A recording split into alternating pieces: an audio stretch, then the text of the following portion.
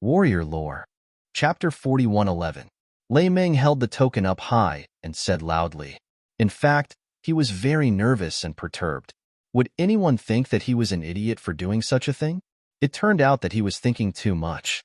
The function of this extreme core token was far beyond his imagination. The moment he held the token up high, the guards had already saluted him respectfully. At the same time, someone retreated and went inside to call for more people. Extreme core token. That was the extreme core token. In just a moment, brilliance circulated and rays of light appeared at the entrance of the Thunder Shelter. They were all the higher-ups of the Thunder Shelter. They all rushed over at an extremely fast speed, including Grace. After seeing Ziqin's extreme core token, she was a little surprised. After the higher-ups appeared, they all saluted the extreme core token. Lei Ming was very satisfied and even excited. At this moment, he felt like he was above everyone else. What orders does Lord Ziqin have for us? At this moment, an old voice sounded. The crowd parted, and an old man walked out. He was the highest-level existence in the Thunder Shelter. He was a senior who had never appeared in the world. After the Thunder Shelter was massacred last time, he took over everything again. Lei Ming was a little shocked. He did not expect that even the old man would come and address Ziqin as Lord. For a moment, he was so shocked that he did not know what to say. It was not until the old man repeated himself that he reacted.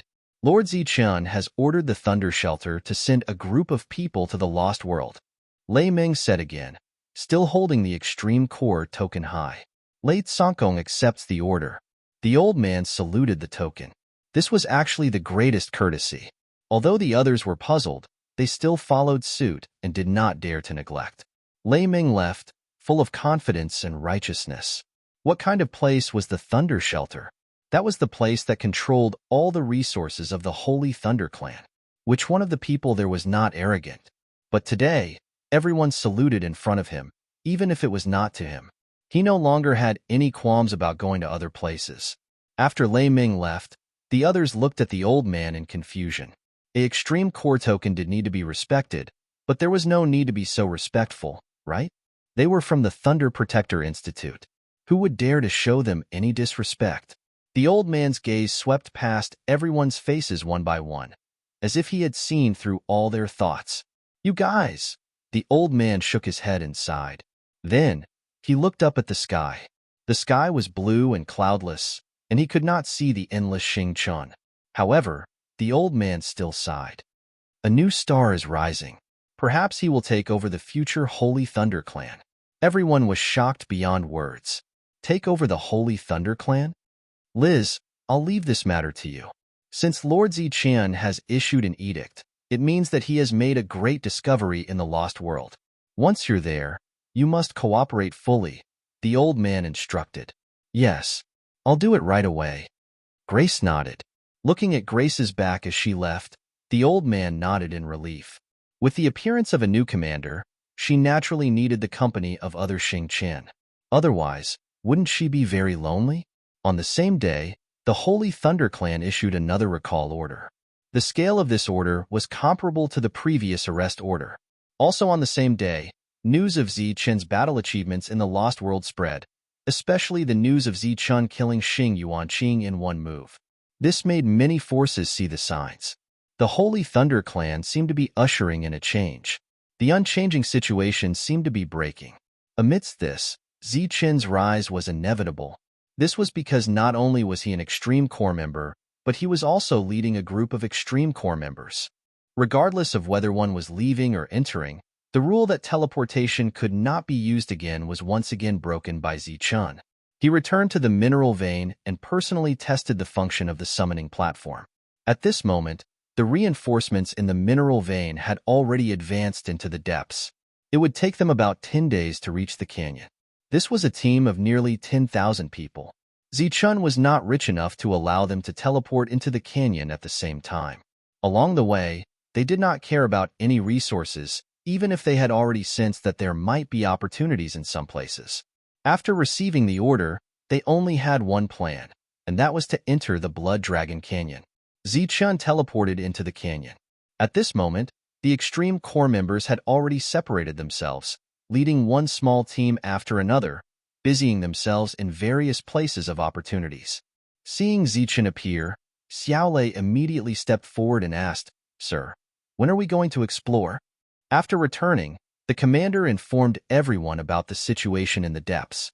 Many extreme corps members were filled with anticipation and wanted to explore. "There's no hurry. Wait for the reinforcements to arrive, and the situation here stabilizes." Zichen asked, "What's the situation here?" Xiaolei spread out his hands and said, "I'm not too sure about this. That's not my specialty. The commander is in charge of everything." The commander walked in from outside the canyon and informed them of the latest situation. "Some forces have already come. They have some complaints about us occupying the canyon," the commander said. Zichen did not need to care about this matter at all, because the commander was more experienced than him in dealing with it. This point could be seen from the obvious decrease in the number of people in the canyon. The commander had sent out many people to intimidate them. Moreover, the people who had come so far were only a small portion. They could not do anything to the 5,000-strong army of the Holy Thunder clan. Zichen did not return. Instead, he stayed in the canyon. After investigating a few places, he began to cultivate. This breakthrough was all thanks to the gift of the Tree of Lightning. At the same time, it also proved Zichen's guess. After refining his soul in the Holy Talisman realm, his true soul power was equivalent to an 8-star Holy Talisman Master. Right now, as long as he continued to increase his soul power, there would be no bottleneck to speak of. Zichen also had a plan in his heart. After this matter, he wanted to make another trip to the Holy Talisman realm and strive to break through to the heaven rank in that place. Because the heaven rank in that world was equivalent to a 9-star Holy Talisman Master in this world. Time passed day by day. More and more people gathered outside the canyon. Almost all the people who had watched the battle last time had come this time. Only the 7 major forces did not come. They had become the main characters, but the prerequisite was that they had to have the guts to charge into the canyon where the Holy Thunder clan was located. The various forces were pacing back and forth outside, hesitating until more than 10,000 reinforcements from the Holy Thunder clan arrived. A group of over 10,000 holy spirits looked exceptionally magnificent. Just as the reinforcements arrived, Zichen stood up and said, "Gather. We should go." The leaders of those teams, other than the commander, had all come. They were either core disciples or at the pinnacle of core disciples. They were considered the top existences among the various large teams. "Let's go." After gathering, everyone came to the deepest part of the canyon. Everything in the periphery was left to the commander. Chapter 41:12. The people who came with Zichen all had surprised expressions on their faces. A soul-gathering crystal was needed to open the passage. What good things were inside? At this moment, they were also full of expectations for the next trip, because the entrance fee was too high. When the passage opened, a murderous aura surged out, accompanied by the roar of a dragon. Zichen turned around and ordered, "Everyone, be careful." After the little fairy opened the passage, she disappeared. Zichen flashed into the passage. He was the first to enter to explore the road and possible dangers. Then the others entered one by one. After entering this space, Zichen stood there motionless. He looked up at the sky, and his eyes reflected the huge creatures. Light flashed, and one figure after another appeared behind Zichen. After they appeared, their expressions were almost the same as Zichen's. Everyone was shocked. In their field of vision, there were many huge creatures floating. Those were all flood dragons that had walked a very long way on the path of dragon transformation. They flew in the air, and their huge bodies made the world a little darker. The world was very oppressive. Their line of sight continued to move, looking into the distance. In their field of vision were mountains of different sizes, and on the mountains, there were many caves of different sizes. Occasionally, there would be huge creatures poking their heads out of the caves. There were giant pythons that had not yet transformed, flood pythons that had begun to transform, and some flood dragons that had walked on the path of transformation for a while. "Have we come to a world of dragons?" Rei's shocked voice came from behind. It should be said that this is the world of the blood dragon. Zichen's eyes were also filled with shock. This was the place where the blood dragon fell, and it had evolved into a spatial world on its own. Moreover, there were so many creatures in this world. What realm was the blood dragon in when he was alive? A sacred venerable? But after the death of a sacred venerable, could there be such a big movement? Are these our opportunities? After the shock, everyone came back to their senses. Ray said, "Are we going to take these guys back and cultivate them into mounts?" Zichen glanced at Ray and said, "Mark them first?" Huh. Ray was stunned. Mark it first. Otherwise, how are we going to enter next time? Zichen glared at Ray. At this moment, the light flashed again and the little fairy appeared. Zichen, are you trying to cut off my path to riches? Why? Do you think the price of one soul-amassing crystal is too cheap? Zichen said indifferently, "As you can see, there is no great opportunity here, just some animals. Do you think they're worth a soul-amassing crystal? Just a beast?" The little fairy disdainfully said, "You don't know that you are in a treasure mountain." Zichen looked at the little elf. "What do you mean?" The little elf stretched out her small hand like claws and then hooked it. Her meaning was self-evident. Xiaolei, as well as the other extreme core and core disciples, were dumbfounded, but they didn't say anything. Instead, they quietly listened to the conversation between the elf and the human. "How much?" Zichen asked. The little elf gestured one. "A soul-amassing crystal?" Zichen asked again. The little fairy disdainfully said, "You have the nerve to say that. It's 100. The people behind sucked in a breath of cold air. 100 soul-amassing crystals, even extreme core disciples couldn't take out that much. Zichen's pet wasn't big in size, but its price was not small. Zichen shook his head. "No." The corners of the little elf's mouth curled up into a smile. "Then 110 pieces it is." Zichen looked at the little fairy. "Are you crazy?" The others were also surprised. This little thing was too weird. It didn't even know how to cut the price. Zichen wasn't willing to take out 100, so how could it be willing to take out 110 soul-amassing crystals? Under normal circumstances, shouldn't it say 90? Who knew that the little fairy didn't have the slightest intention of explaining? 120. Zichen's expression changed. This time, he tactfully didn't say anything. The little fairy seemed to want to raise the price again. Zichen immediately took out 120 soul-amassing crystals. They floated in front of him, shining brightly. The rippling light of soul power was intoxicating. This was the thing that Saint Talisman Masters cared about the most, even if it was the lowest grade. For some small families, such a piece of soul-amassing crystal could even be regarded as an inheritance treasure. Everyone was stunned. It was given out just like that? Zichen wished he could slap himself a few times. Why didn't he just take out 100 earlier? Why did he have to drag it out and cost him another 20? The little fairy opened its mouth and sucked. The 120 soul-amassing crystals were all swallowed by it. Its stomach was obviously bulging.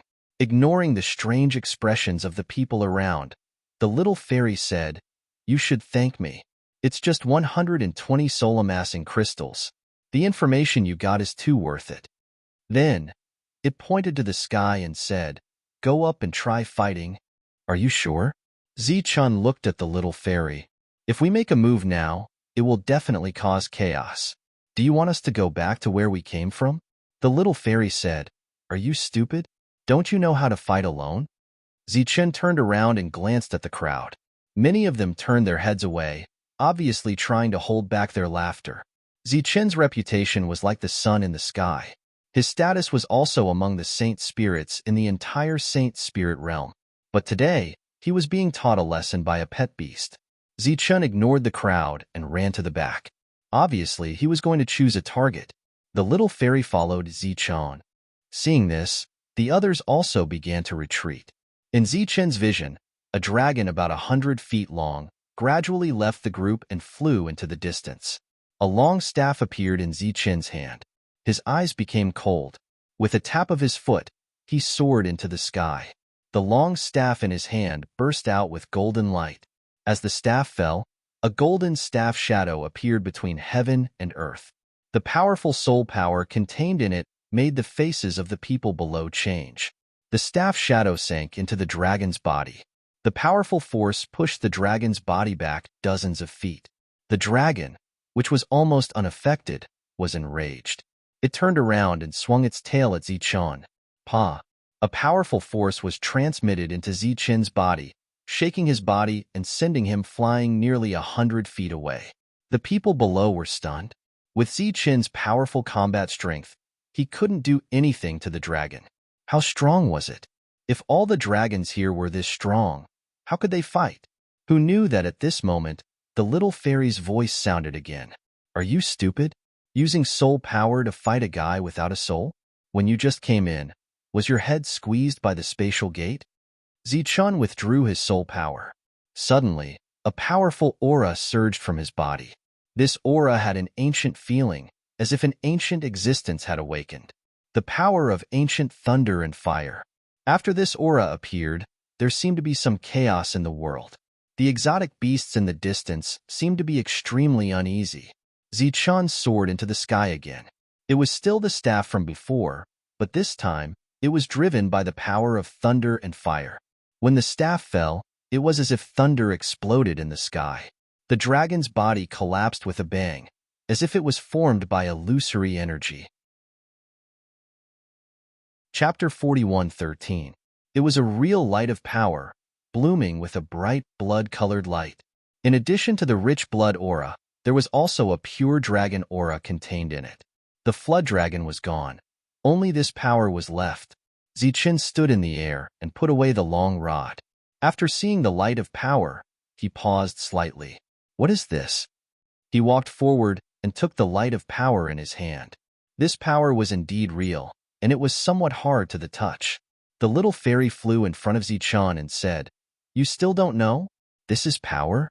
Try refining it. I guarantee you will be surprised." The power of thunder flames appeared from the palm of his hand and swept away the light of power. In the next moment, the light of power disappeared. The little fairy looked at Zichun and asked, "How do you feel?" After the power entered his body, it was absorbed by Zichun's ancient power of thunder flames. Zichun carefully sensed it, shook his head and said, "I don't feel anything? That's impossible." The little fairy said in disbelief, "That is the power of essence. Although it is different from soul power, it has the aura of essence. Once it is successfully refined, your power will also be assimilated and have the unique characteristics of the power of essence. To put it bluntly, it will make you stronger." Zichun shook his head, indicating that he really didn't feel that way. Impossible. The little fairy looked up and down at Zichun. Although I have never seen this kind of power, it is the same as the soul power of essence. Could it be that the essence of your power is higher than it, so it can't be assimilated by it? Zichun understood now. The power he cultivated was the power of ancient thunder flames.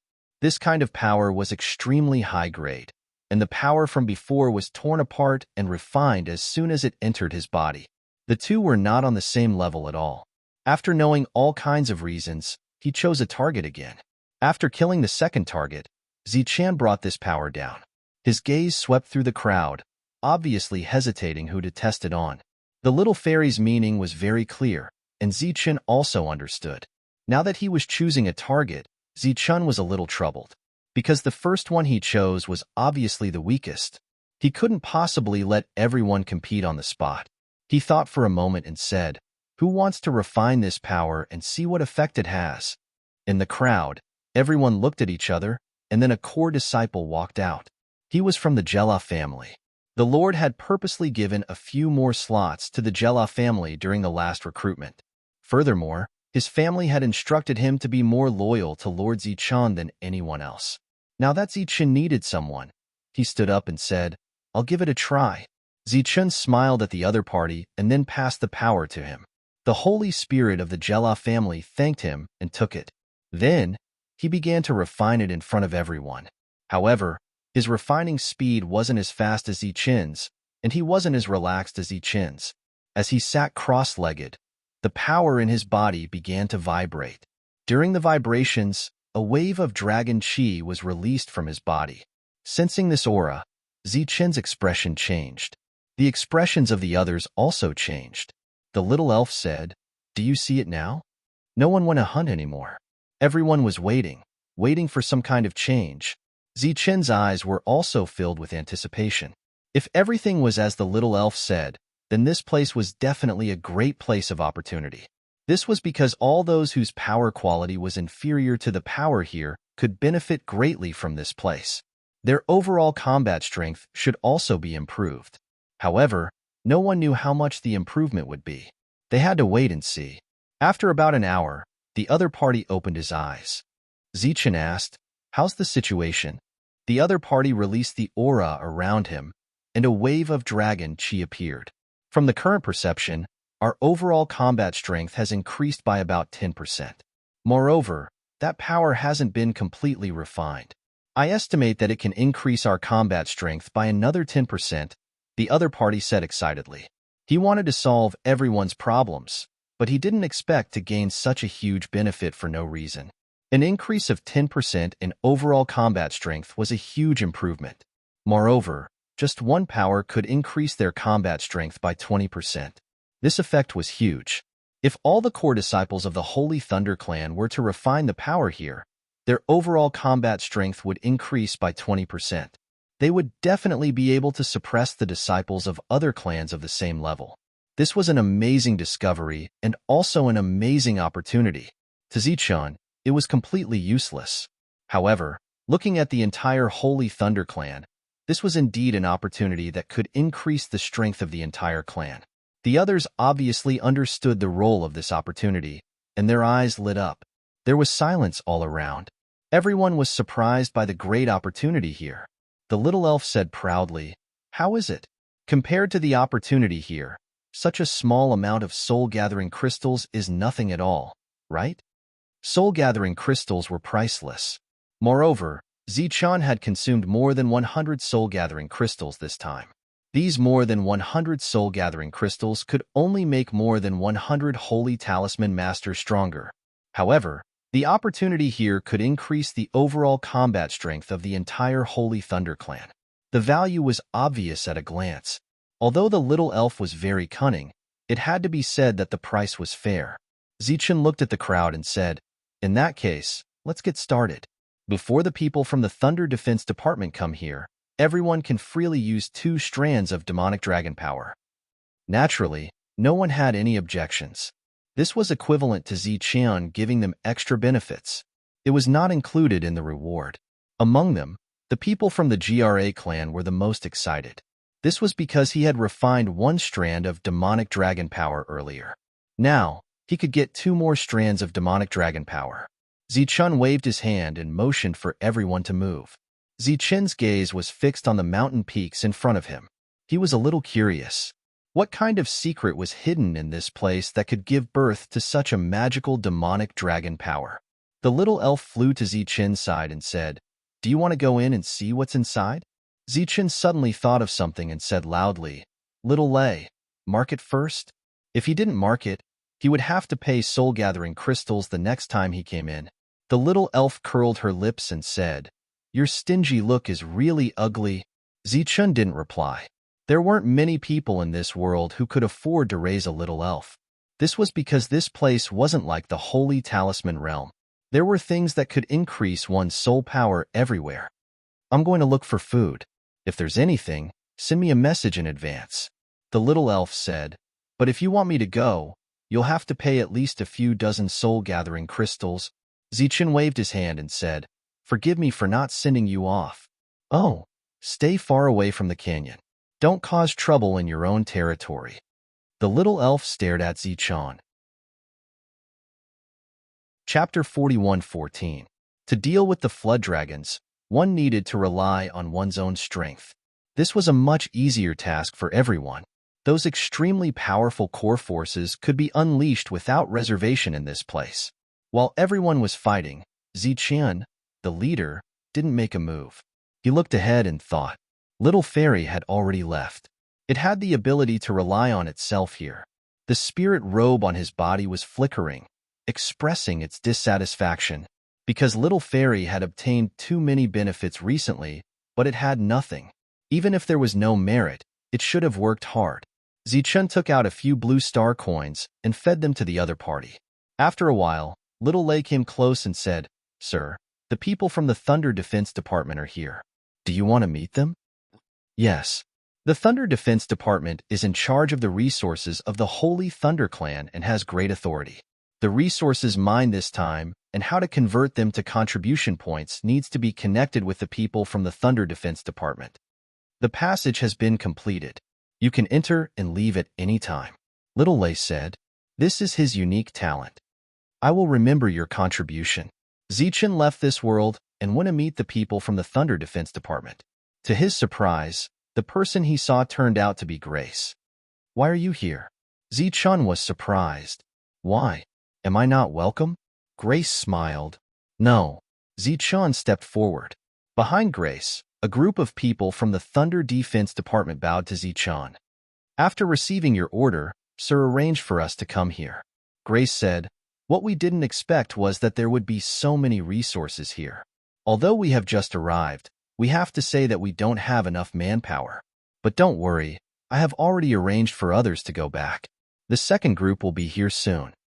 I can rest assured. Let's go. I will take you to those resource lands to take a look." Zichun walked forward. Grace turned to look at the others and said, "Everyone, familiarize yourself with the environment here first. We will talk about it when we come back." Next, Zichun took Grace to visit the entire Blood Dragon Canyon. The number of opportunities here really surprised her. Even though he had anticipated this, he had still underestimated this place. Especially after entering the world with the dragon murderous energy, her eyes were filled with shock as she looked at the flood dragons in her field of vision. After thoroughly understanding this place, Grace's mood gradually recovered. "What do you think of the resource allocation?" Zichun was a little confused.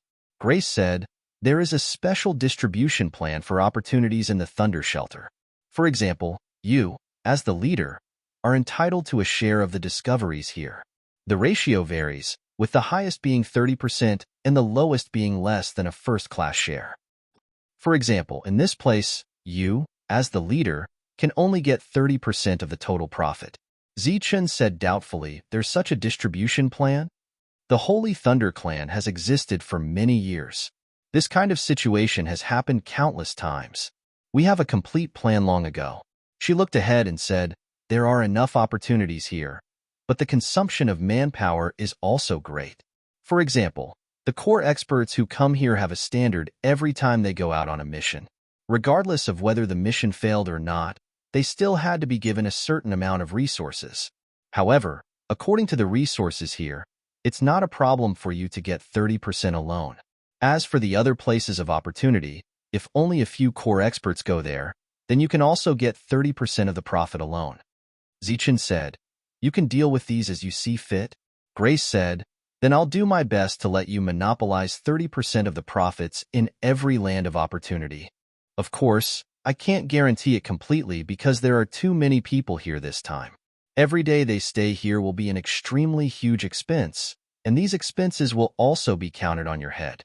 However, once the profit is considerable, you can get an additional commission when you take your share after the event. As for the amount, it depends on the final profit conversion." Grace smiled and said, "We, the Thunder Shelter, came here after hearing the edict, and we need you to pay for it. Even because we are out on business, the reward will be much higher than usual." Zichun had a headache. He didn't care about this kind of thing before. He didn't expect it to be so complicated and detailed. Zichun said, "Then I'll have to trouble you." Grace said, "There's nothing wrong with what you said. This is our profession, so we will do everything in detail. What you have to do as the leader is to lead the others to constantly unearth new resources. In history, there have been many people who led a team out but ended up losing money." Zichun was puzzled.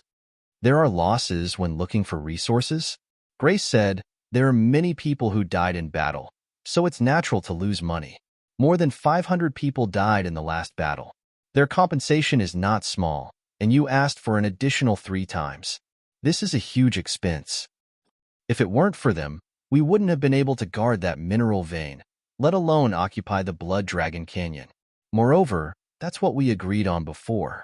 The compensation given to them can't be less," Zichun said in a deep voice.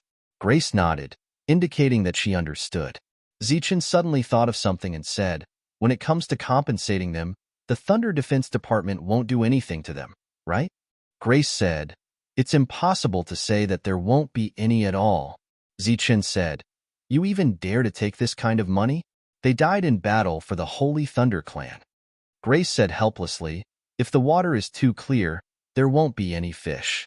It's impossible to say that there won't be any at all. Even if we compensate according to the original price, there might be some people who will secretly send back some rebates. This kind of thing can't be stopped. We can only do our best to not let their interests be damaged." Grace paused for a moment and said, "The possibility of their interests being damaged is not high. After all, there is a clear amount. On the other hand, your side may be the one who loses the most." "What do you mean?" "For example, if someone secretly increases the amount of compensation, won't it be fine?" Grace said, "Don't worry about this kind of thing. Let's not talk about others first. At least with me here, your losses will be minimized. If you don't trust others, you have to trust me, right? Then I'll have to trouble you." Zichen really didn't know so many twists and turns because he had always been a hands-off shopkeeper. "After you go back, remember to treat me to a meal." Grace turned and left. Soon, she came in with a group of people. Compared to other places, this place had the most resources, and it was also the place where Zichen was most likely to gain the most benefits, so she had to keep an eye on it personally. This was because every time the dragon demon power was reduced, it was a great loss for Zichen. When Grace learned that Zichen had privately promised to give each person 2 strands of dragon demon power, she immediately felt distressed.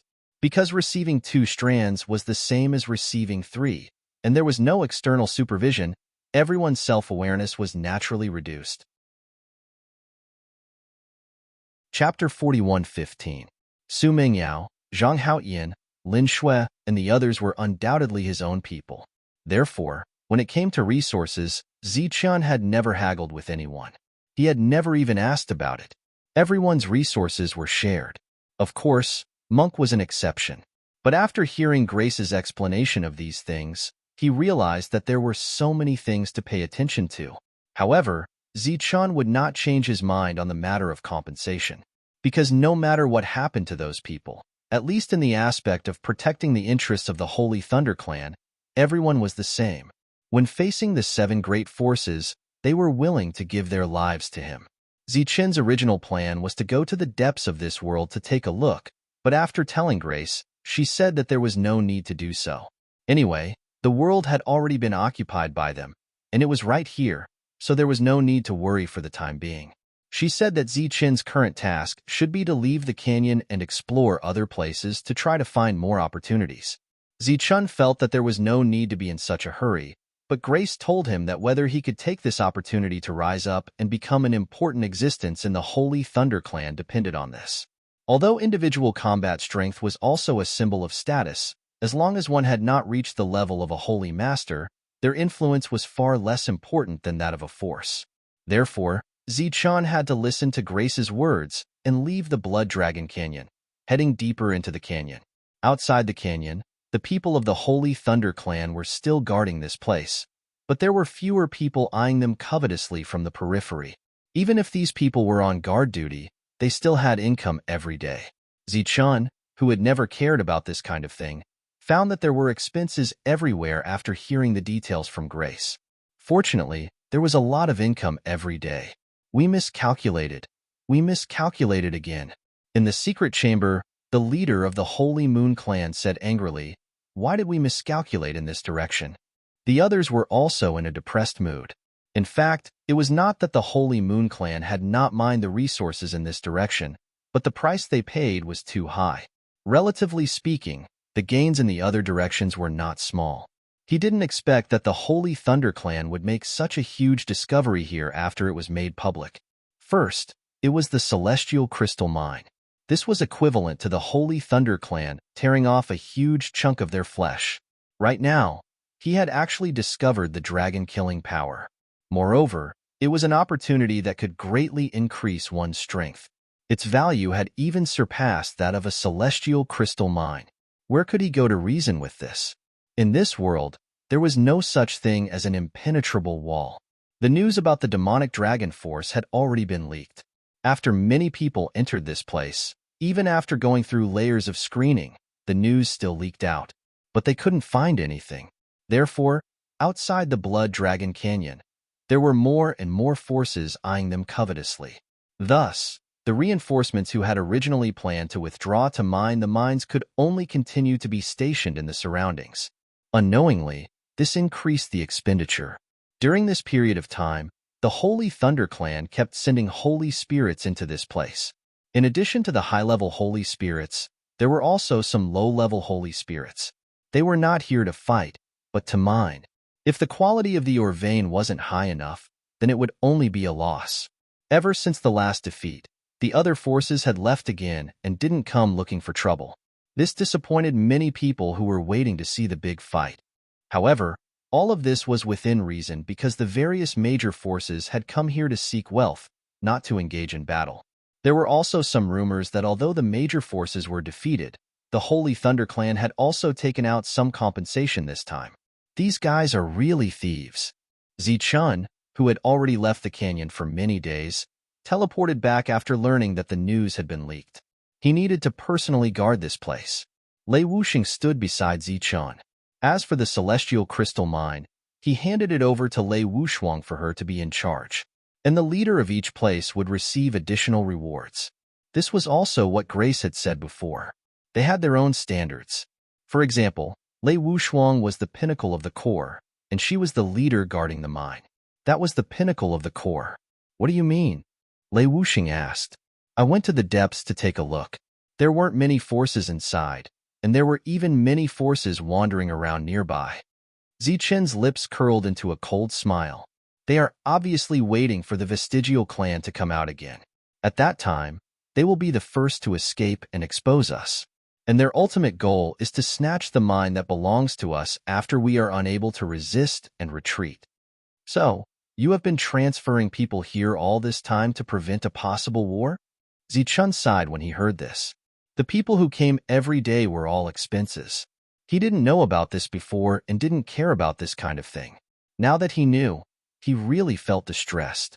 The way he looked at Lei Wuxing changed a little. Lei Wuxing said, Why? Is there something on my face? Zichen said, Ever since I listened to Grace's words, every time I see you, the pinnacle of the core, I no longer see people, but resources that are constantly flowing away. Lei Wuxing said with a smile, That can't be helped. Who asked you, the leader, to wave your hand and not want anything else but the pinnacle of the core? Now, the news has spread. I heard that many of the pinnacle of the core have completed their tasks and returned ahead of time, waiting for Zichen's call. Zichun was even more worried. Of course, he wanted the pinnacle of the core. They were real powerhouses. It was because of them that the Holy Thunder Clan was able to occupy the Blood Dragon Canyon in the first place. But they were also really expensive. The current Zichen wanted people, but he didn't want to pay too much. How distressing. Lei Wuxing said with a smile, For the sake of friends, why don't you forget about me? Zichen waved his hand and said, Forget it. It's not like there's one more. And what if I don't pay you and you slack off? Lei Wuxing laughed and said, It seems that our leader Zichen is really rich and overbearing. Zichen said, Rich and overbearing, my ass. Grace said that if I paid all the people I found this time, I would probably lose half of the Tianwu world. Lei Wuxing was stunned. What does that mean? Zichen said, There are 3 Saint Venerables outside. Lei Wuxing immediately understood. 3 Saint Venerables were present, and they were personally overseeing this place. If they really wanted to pay them, they would really lose a world. Are we just going to wait like this? Lei Wuxing looked at the scene outside and asked. Zichen said, Let's wait and see. These guys are really good. If you guys continue to go deeper, you might be able to find a greater opportunity. What's the point of waiting here? Chapter 41:16. In the meeting hall, the atmosphere was depressing. Silence dominated the atmosphere. The 8 leaders of the 8 directions had all retreated. According to the original plan, after they drove the holy spirits out, they would retreat and prepare for the second attack.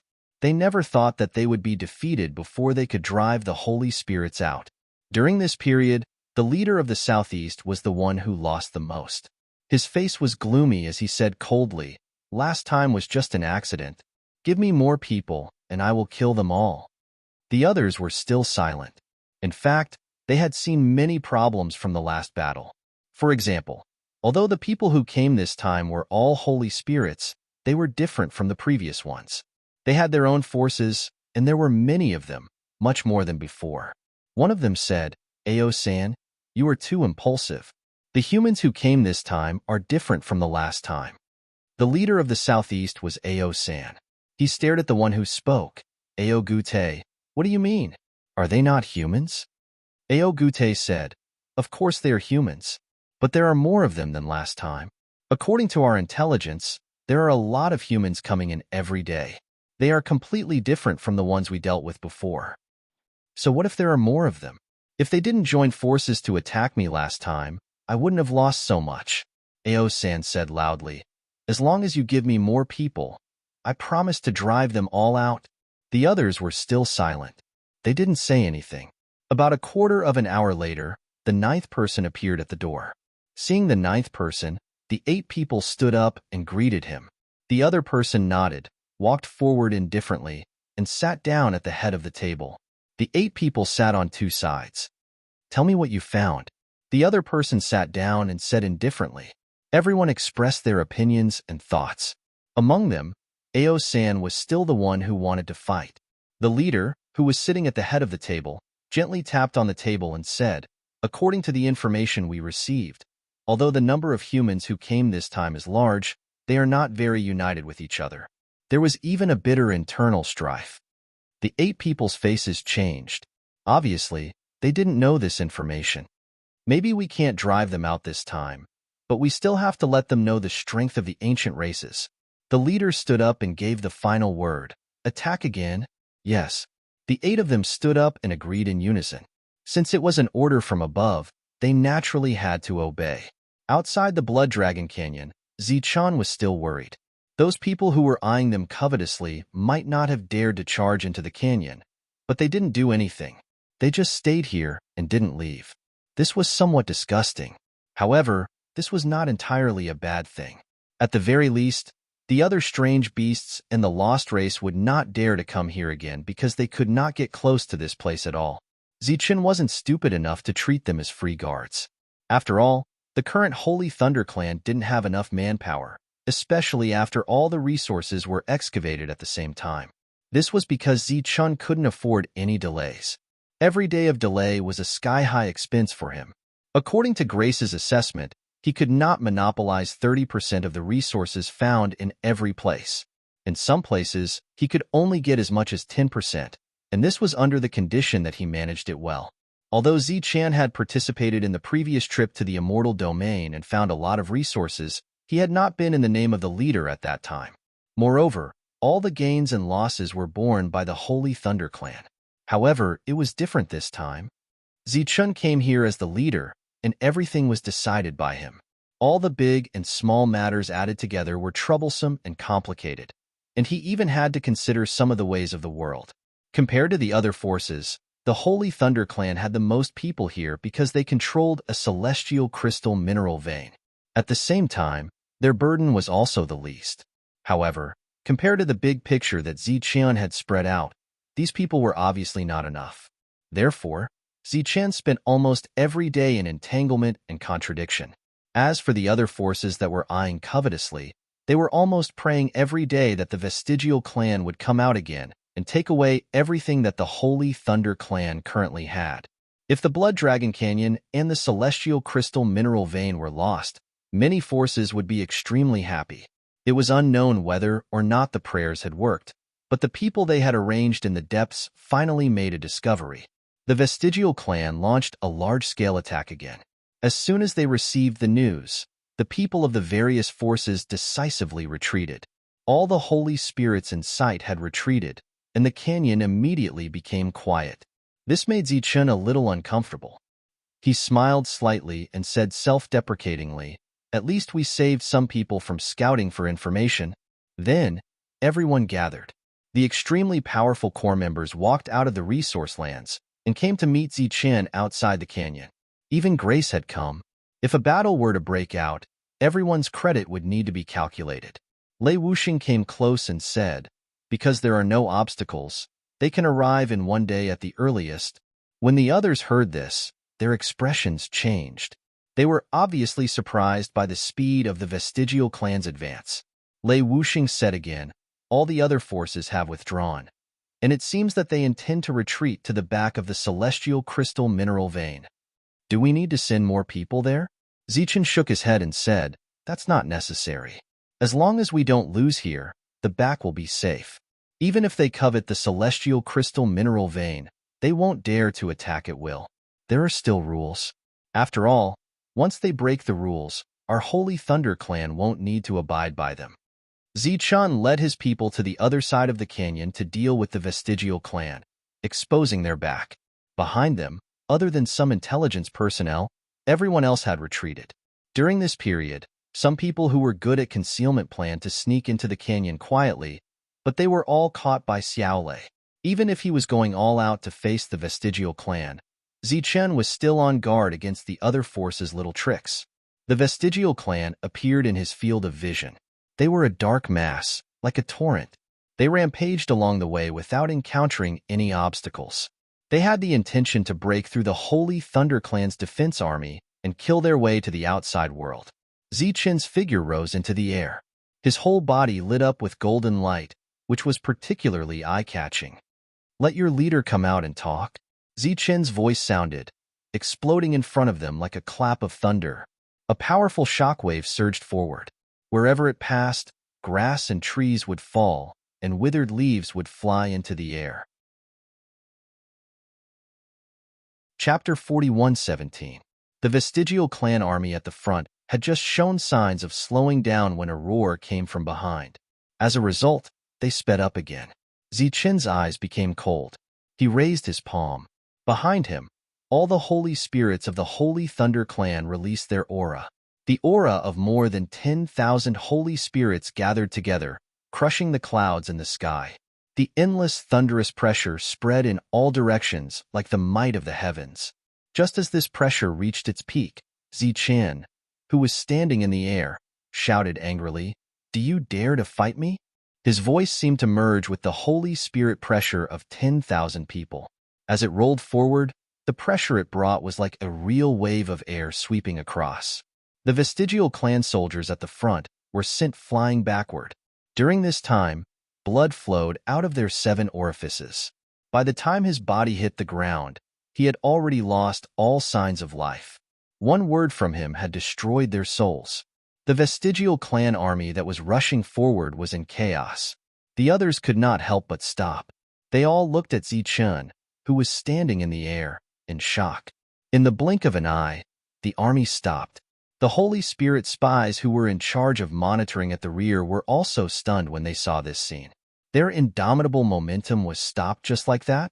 The Holy Moon Clan spectators in the secret chamber were also very surprised.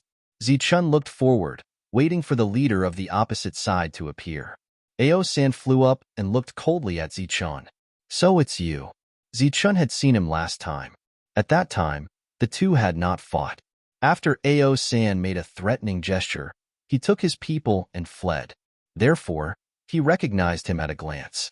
"I let you go last time, but you're still not satisfied. Now you're standing in front of us. Are you courting death?" Ao-san said coldly. Zichen said, "As for the matter of courting death, we can discuss it later. My name is Zichen. I'm the leader of the Holy Thunder Clan." Holy Thunder Clan? Ao-san stared at Zichen. "That's right. We come from the same tribe, and we're all proficient in using the power of lightning." Zichen pointed at the sky, and a bolt of lightning shot up and exploded in the sky. Ao-san snorted. "It's just a small trick." Zichen didn't get angry and continued, "I'm not standing here today to start a war with you. It would be best if we could sit down and discuss this." Ao-san mocked. "What's there to discuss between us?" Zichen said, "As long as you retreat this time, I, Zichen, can guarantee that I will not kill a single lost clan member as I continue to go deeper." Ao-san snorted, his eyes cold. "You are invaders. What right do you have to say such things?" Zichen said, "We are only here for money, not to kill. As long as you agree to leave now, We promise to live in peace with you. You're destroying our home, yet you still want to live in harmony with us. You sure know how to tell jokes. Ao-san said. Are you humans also laughable? Zichun said calmly. The resources here have been here for many years, yet you've never discovered them. It's obvious that they're not important to you. Even if they're not important, they're still our things. Why should we give them to you? Ao-san said. How about you give us your place to live? If that's what you want, I can take you away and arrange a new place for you to live. While the two leaders were talking, the surroundings were quiet, but no one relaxed because the moment the conversation ended, the battle would begin. Just as Ao-san said, the two sides had different standpoints, and it was almost impossible for them to sit down and talk.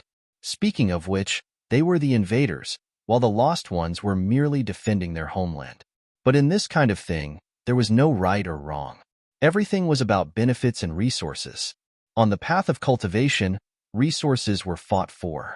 Of course, it could also be said that they were plundered. Cut the crap. We're the great lost clan members of the ancient times. We have nothing to talk about with you humans. Get out of the way or die. Ao-san was getting impatient. Zichun said, How about this? We'll retreat into the canyon, and you can go around from the side. We'll mind our own business. Ao-san, who was running out of patience, was stunned. Wasn't it supposed to be a fight between two opposing sides? At the back, many spies were secretly cursing. Obviously, Zichun was too shameless. He didn't care about righteousness and chose to retreat. Zichun said, I've said it before. We're only here for wealth, not to kill. He stretched out 2 fingers and said, We've occupied 2 places here. The first is this canyon, and the second is where you and I met. As long as you don't go in either direction, we promise we won't take the initiative to attack. Why should I trust you? Ao-san said, his firm killing intent wavering. You don't trust me, you trust us. Zichun pointed behind him and said, Trust our reputation. Trust our Holy Thunder Clan's unshakable reputation. Ao-san smiled playfully. So you're saying that you're a reputable figure? Zichun said, Not that great, but I'm definitely a man of my word. The spies at the back were sweating in their hearts. Obviously, they didn't want Ao-san to agree. Ao-san laughed. We're here to kill. Since you're a reputable figure, why should I give up what's near and seek what's far away? If we slaughter all of you, I'm sure the others will be scared out of their wits, right? Zichun looked at Ao-san. Are you serious? Ao-san restrained his smile and said proudly, We'll kill you first to establish our dominance. If we fail, we'll slaughter all the invaders. Zichun sighed and shook his head. This guy's brain didn't seem to be very bright. Deep in his heart, Zichun also felt that what Ao-san said was quite right. If the two of them were in a different situation, he might have made the same choice. But the premise was that he had to understand the combat strength of both sides. Ao-san said angrily, Kill, leave no one alive. You're the one who's courting death. Zichun's voice carried some regret and regret. Then, like a flash of lightning, he flew forward. You're courting death. Ao-san was obviously not afraid of Zichun. He also flew in the direction of Zichun. The two of them made contact in the air. Infinite light burst out, dazzling everyone's eyes. Many people subconsciously closed their eyes. When the infinite light dissipated, Zichun stood behind Ao-san. The two of them had their backs to each other. Time seemed to have stopped. The two of them stood there motionless. The vestigial clan members who had just begun to move stopped again. Everyone looked up at the sky. In their eyes, time only stopped for a moment before everything returned to normal. Zichun's robe fluttered. He had an indescribable and unique temperament. Ao-san, whose back was facing Zichun, was enveloped by gravity and smashed to the ground. With a bang, smoke and dust flew. Chapter 41:18. Ao-san was the leader of the Lost Clan. He was extremely belligerent and had extraordinary combat strength. He had led the Lost Clan to participate in many battles with the Holy Moon Clan's holy spirits. Countless human holy spirits had died at his hands, but they didn't expect that today's battle would result in death. Having lost their backbone in an instant, the Lost Clan were at a loss and were all stunned. The holy spirits of the Holy Thunder Clan were excited. If they were a little nervous when the battle broke out before, then now that Zichun had killed their leader in one move, they had absolute confidence that they could beat the Lost Clan back if the battle broke out again. This was a high morale. The spies in the distance were still very excited because the negotiations had failed and the two sides were about to go to war. Once the Holy Thunder Clan suffered heavy losses, their plan would succeed. Who would have thought that the next moment would be such an ending? They had never seen Zichun's powerful combat strength.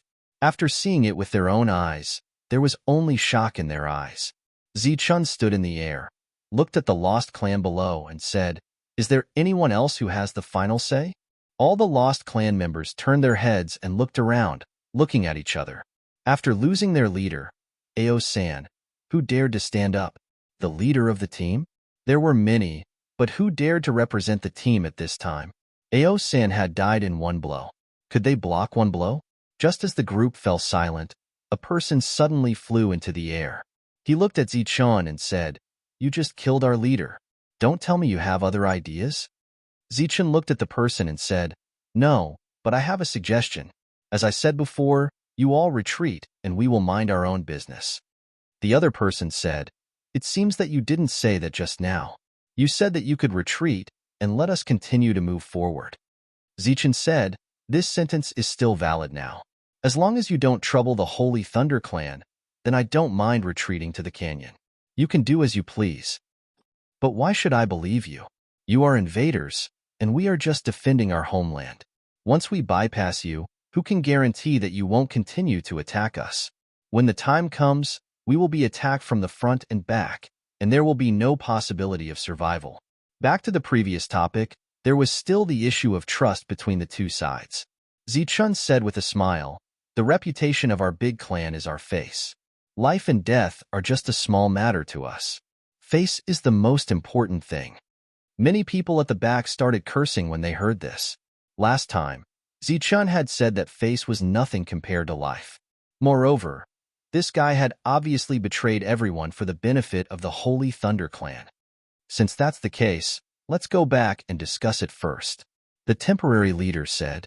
Zichun said, "That's fine. I'll pass down the order. From now on, we won't be enemies with you. I didn't promise you anything, and my words don't count." The other party turned around, looked at the crowd and said, "Everyone, retreat first. We'll discuss the rest later. You guys, go and bring the leader's body back." Zichun's figure also landed on the ground, and he turned around to return. Someone from the back came forward and took Ao-san's body away. Approaching the crowd, Zichun said, "Let's retreat." Everyone began to retreat back into the Blood Dragon Canyon. The people at the back were confused. Why did they retreat just like that? Why didn't they continue to fight? At the same time, the Lost Clan also retreated in the opposite direction. The leader, who came from nowhere, was the one who retreated the fastest. They really retreated just like that? Lei Wuxing still couldn't believe it. After all, they were all prepared to fight to the death. They should have retreated. Zichun said with a smile, or rather, the second leader is smarter than the first. He obviously had the intention to retreat, but he still insisted on making the Holy Thunder Clan an enemy again. The last explanation was completely superfluous, because the other party wouldn't move forward at all. But since the other party was willing to retreat, Zichun was also willing to give the other party face. As for making enemies, he didn't care at all. Those guys didn't see the Holy Thunder Clan as an ally, and Zichun certainly wouldn't care about them. Next, leave a very small number of people behind. Tell them that if anyone tries to attack the canyon, kill them without mercy. Zichun's eyes became cold. Going on like this isn't a solution. If we need to fight to solve this matter, then we'll fight with all our strength. The 7 major forces were able to accept the loss last time because of their deep foundation. I don't believe that the others can accept such a huge loss. After the Lost Clan retreated, Zichun decided to make a move on the other forces. Those forces who hadn't completely retreated to the periphery to watch the show were all stunned on the spot after learning that the Lost Clan had retreated. If the Lost Clan retreated without fighting, wouldn't they have wasted their time and even the opportunity to find an opportunity? For a time, there were countless curses. They could only turn back again. During this time, some forces deliberately used the Holy Thunder Clan as an excuse for betraying the other forces. Some people even argued outside the canyon. Zichen didn't care at all. He drew a line outside the canyon. All those who crossed the line would be regarded as unruly and challenging the dignity of the Holy Thunder Clan. They would be killed without mercy. On the same day, 3 reckless guys were killed.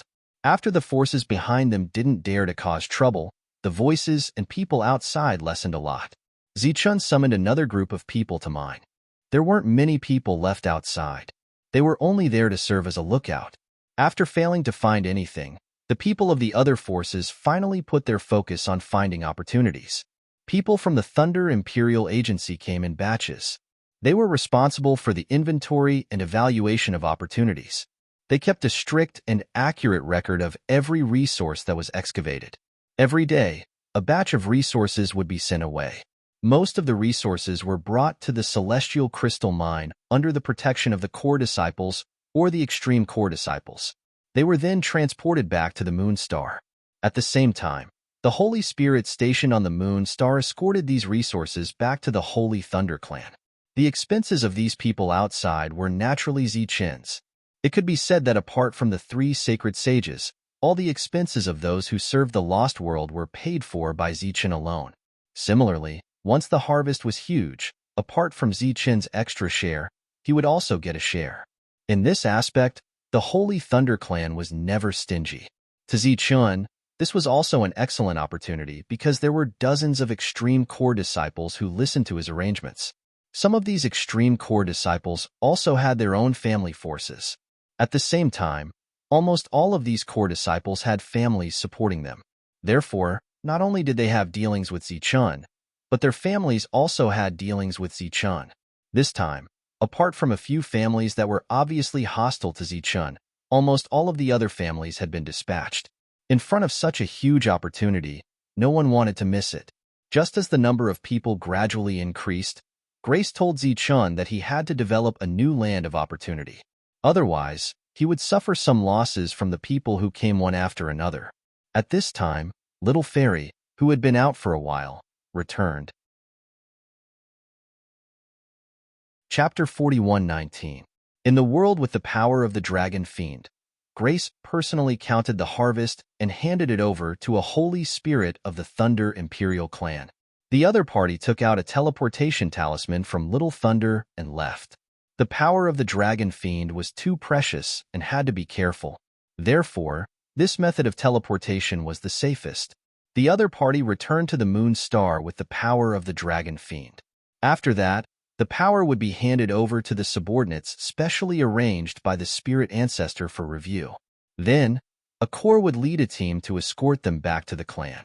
Sometimes, the second ancestor of the spirit lineage would personally take it back.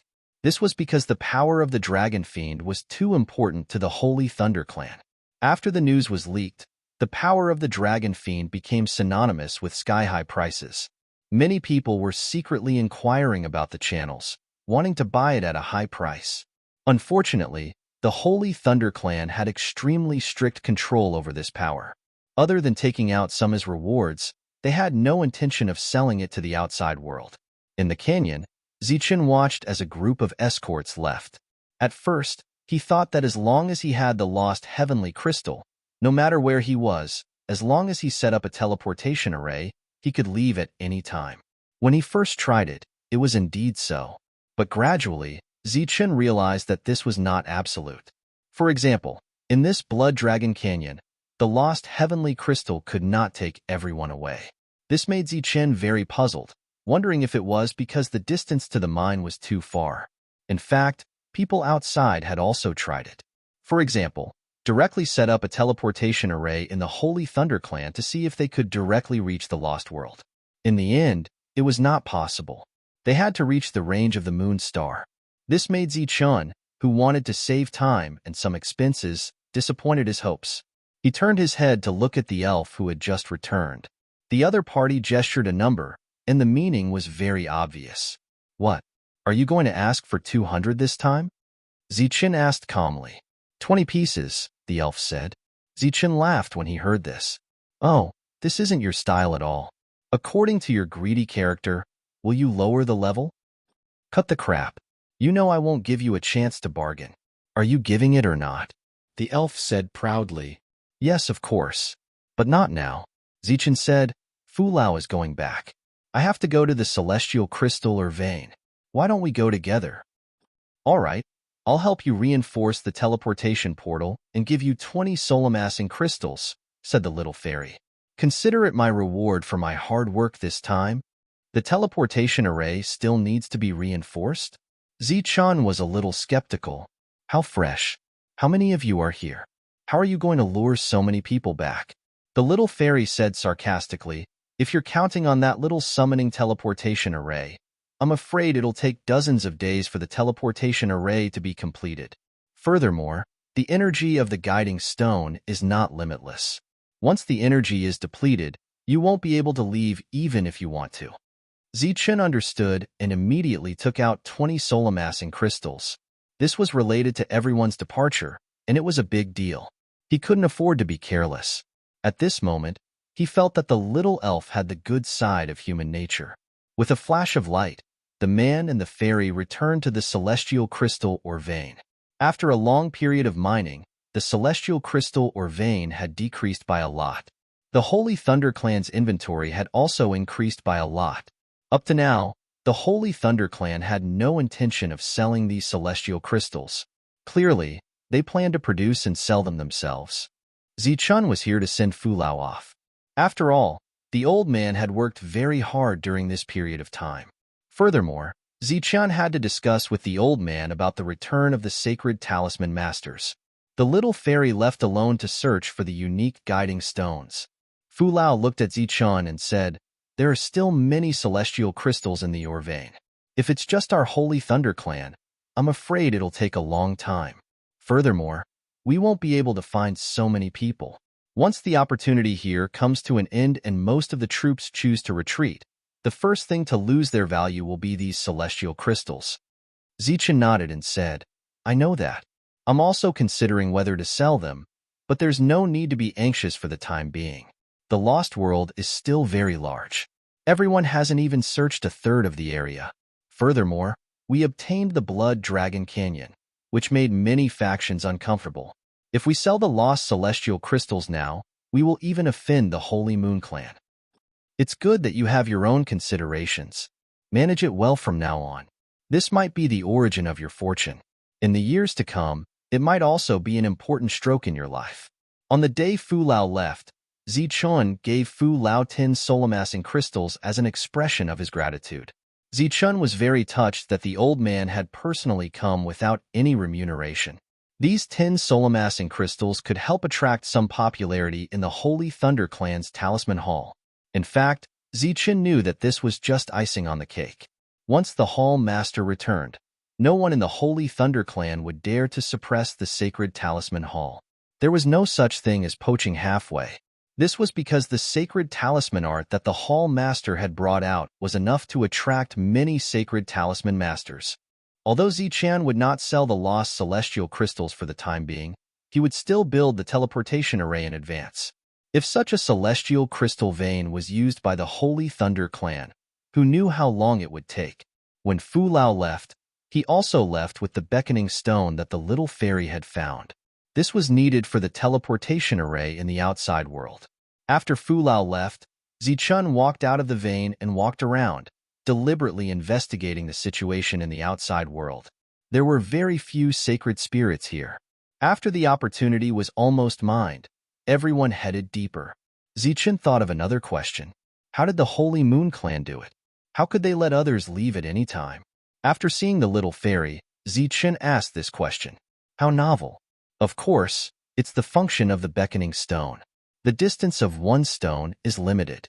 If there are more stones, the distance will naturally be further, the little fairy said lightly. Zichen's eyes lit up and he asked directly, so, as long as there are more beckoning stones, we can directly return to the moon star from the Blood Dragon Canyon? How rare. I think it will be done soon. The little fairy glanced at Zichen and gave him a look that said, you are ignorant. Zichen was very excited because he could save another sum of money this way. Then, he had another bold idea. For example, if there were more beckoning stones, wouldn't everyone in the Holy Thunder clan be directly teleported here? But before he could say it, he was despised by the little fairy. Do you think the beckoning stone is a cabbage that can be easily obtained? Let me tell you, the beckoning stone is used up. Once there are no more beckoning stones, none of you can leave. Zichun had to dispel this idea. Then, the little fairy took Zichun to the place that was worth 20 soul-amassing crystals. But Zichun felt that there was something wrong because if that place was really only worth 20 soul-amassing crystals, the little fairy would not come back. Chapter 41:20. When Zichun went deeper with Little Fairy, he returned to the canyon. This place was an important resource for the Holy Thunder clan, so the preparations must be in place. There were already formation masters setting up a teleportation array here that led directly to the Celestial Crystal Mine. Although everyone could leave directly from here, the teleportation between each other was still necessary because they would go deeper and deeper. The entrance to this place could only be the Celestial Crystal Mine. Although building the teleportation array would consume a lot of resources, this kind of investment was still necessary. Zichun had recruited a lot of people this time, and there were talents in all fields, so he didn't need to do it himself. He just needed to give instructions. The teleportation array was being built in an orderly manner. Zichun and Little Fairy left the Blood Dragon Canyon. Except for some spies, there were very few people outside the canyon. It seemed that everyone had accepted that the Holy Thunder clan had obtained a great opportunity this time. The Vestigial clan didn't launch another attack. They seemed to have approved of Zichun's suggestion, but it was also possible that they were planning something. As for the other 7 directions, the battle was still going on. Maybe it was because Zichun had taken a good lead, but the leaders of the other 7 directions no longer showed up alone. Every time they appeared, they would bring a group of 3 Vestigial clan members, not giving other forces a chance to kill them. Relatively speaking, Zichun's direction was the safest. The person who pretended to be the leader last time left. After the other Vestigial clan members returned, they were still confused because they weren't sure when the team had such a leader. But the other party was a real Vestigial clan member, so they didn't care too much about it. The Vestigial clan member who pretended to be the leader returned to the depths and saw the real ruler of this battle. Taesi, why are you here? The other party was a little surprised. Taesi said, Orton, Ao-san died in battle. Oh? Orton raised his eyebrows. Taesi said, the other party only used one move. Orton's expression couldn't help but change. He killed Ao-san with one move?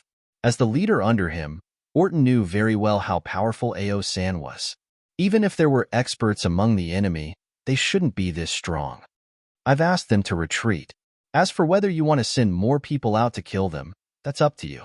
Tess said, the one who killed Ao-san was a leader called Zichun. It is said that he came from a place called the Holy Thunder Clan. He wanted to negotiate with Ao-san, but Ao-san wanted to kill him to show his power. What is there to negotiate between us and the invaders? Orton said coldly, this is a battle of life and death. Tess continued, at the time, Zichun also said that if we were willing to go to his world, he wouldn't mind providing us with a new base. Uprooted? Orton mocked, our ancient remnant clan is not so weak that we need others to pity us. It's up to you what you think, but I think you still need to understand the current situation. What situation? We must kill all the invaders.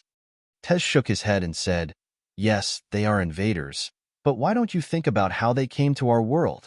This is the will of the heavens. Our mission has been completed. Is this your idea, or the ancient remnant clans, or the fallen clans? Orton stared at Tez. This is just my personal opinion. You Arcana race people love to fight and are the best warriors in the world. But the current situation has changed, so I think it's best if we restrain ourselves. When he saw that Orton was about to explode in anger, Tez said, sometimes, restraining ourselves isn't called fearing battle. It's called preserving our strength. How many people have you lost after so many years of fighting? After Tez left, Orton fell into deep thought. He wasn't an idiot and could understand the meaning behind Tez's words. What did you say? Zichun stared at the small fairy and said, you said that the resources you discovered were in the ancient remnant clan's territory? That's right, the small fairy said. Otherwise, why would I only charge you 20 soul-gathering crystals? Zichen's expression shifted. If the resources were really in the Ancient Remnant clan's territory, then they would have to force the Ancient Remnant clan to leave if they wanted to obtain them. But would the Ancient Remnant clan leave so easily? Would they directly start a war? Then his previous promise would be broken, and there would be no more trust between the two sides. Upon seeing Zichen's changing expression, the small fairy said, "Do you want them? If you don't, then I'll go and devour them myself." Zichen said, "Let's go take a look first." The man and the fairy began to delve deeper. Along the way, Zichen would deliberately avoid people from other forces. He didn't want others to know that he had already left the Blood Dragon Canyon. Along the way, Zichen would also release his perception to investigate a few places that might contain opportunities. There were a few areas where Zichen felt that he might be able to reap some benefits, but after the small fairy's further investigation, he decided to give up. The ore veins were too small. Once they were mined, they wouldn't be able to sustain the losses. And the small fairy had intentionally marked these ore veins so that it could devour them. Without any obstacles, Zichen traveled for 10 days before arriving at the area that the small fairy had mentioned. "Are you sure that there are Ancient Remnant clan members here?" Zichen had some doubts because this place was extremely remote, and he couldn't see the slightest path along the way. How could the Ancient Remnant clan survive in such a place? Even if they weren't human, the living habits of both sides hadn't changed much. The small fairy didn't bother to answer Zichen's question and just moved forward cautiously. Zichen also held his breath and at the same time spread his soul power around. Gradually, he found some unusual auras. There were indeed Ancient Remnant clans. Cautiously coming to a high ground, Zichen looked ahead and saw a city hidden under a giant tree. Just like in his own world, the city was covered by trees that blotted out the sky and the sun, and even its aura was blocked. If it wasn't Zichen, but someone else, they might not be able to perceive the abnormality here. Such a hidden city should have a large population. What if he could make them migrate? Start a war? Relying on the Holy Thunder clan's strength alone, he was afraid that they would suffer heavy losses. After observing for a moment, Zichen quietly drew down from the high ground. He took out the holy talisman and formed a simple concealment glyph array. After hiding his figure, Zichen asked, "What's in here?" The small fairy explained, "It's a kind of soul crystal, somewhat similar to the soul-gathering crystal, but the soul power contained in it is not as good as the soul-gathering crystal." Zichen's expression changed. In the Holy Spirit realm, the price of things like souls was extremely high. If there was really a crystal vein here that was second only to the soul-gathering crystal, then the value was indeed high. "Is the vein very big?" Zichen asked again. After all, this involved a matter of interest. "Not small." Chapter 41:21. After Little Fairy's confirmation, the range of this crystal vein was not small. Zichen returned to the high ground again. He looked at the hidden city and fell into deep thought. If it was just an ordinary vein, he would not hesitate to give it up because it might mean initiating a war with the Lost Clan. It was obviously not worth it.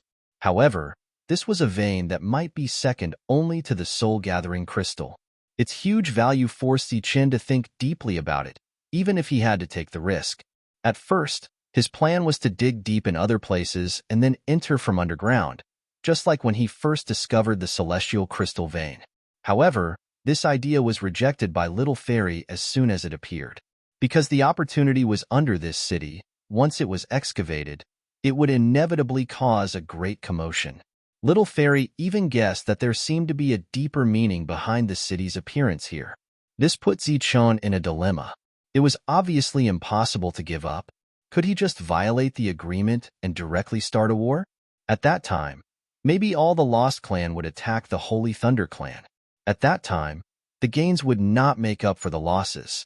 Why don't we give up for the time being? Zichen said, "When others come here, these Lost Clan will naturally leave, just like in the periphery." When they were in the periphery, Zichen had encountered a small settlement of the Lost Clan. In the end, as everyone went deeper, the Lost Clan evacuated on their own. What if they don't leave, or someone else gets here first? Little Fairy had her own worries. Zichen said, in that case, why don't you devour a part of it first? Little Fairy rolled her eyes at Zichen. Zichen stayed here for 3 days, but he still had no idea. He didn't even want to go in and explore. After thinking about it again and again, he decided to leave this place first. He had delayed for too long. If he couldn't find other resources to mine, then he would have to bear the losses. After all, during this time, he had gained nothing, but the people of the Holy Thunder Clan had been stationed inside. Just as Zichen was about to leave, a light suddenly flew from the city below. Zichen immediately held his breath and hid. That person appeared in the sky. He looked around and smiled. Since you're here, why don't you show yourself? It was a somewhat familiar voice. Zichen removed his concealment technique and stood up.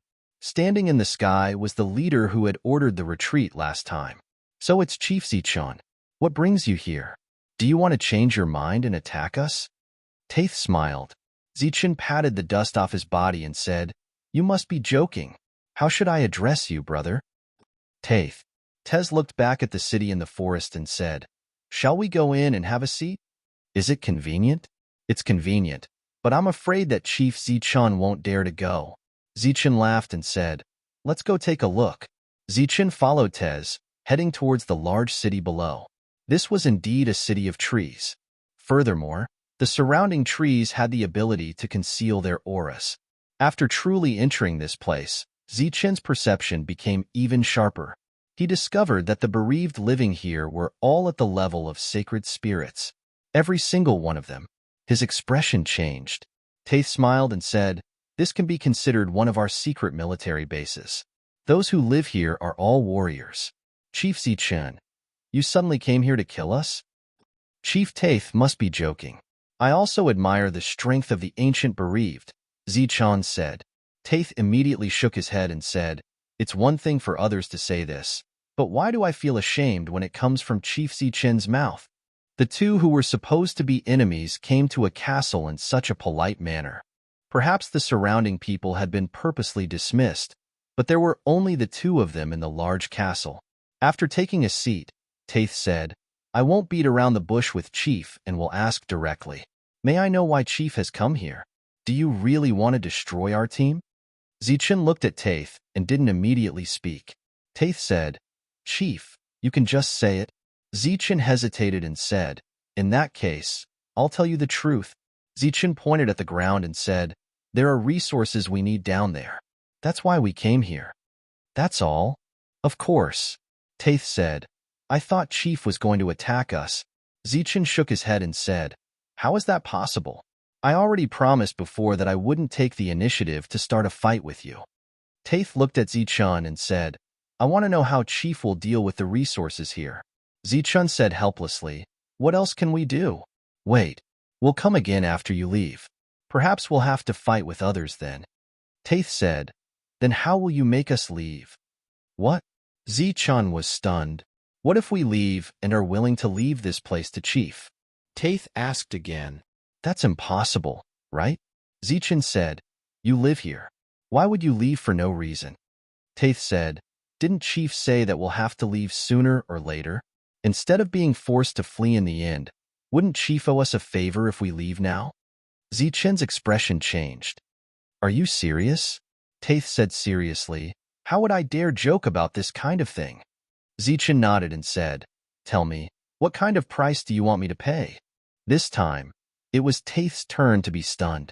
Zichen said, I believe that you won't do us a favor for free. What do you want me to pay? Or should I say, what do we have to pay? Taith suddenly laughed, and it was a very happy laugh.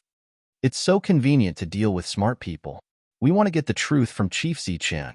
Last time, Chief said that you could arrange for us to go to your living area. Is that true? Zichen said without hesitation, Of course it's true. Taith said, There won't be any difficulty or risk?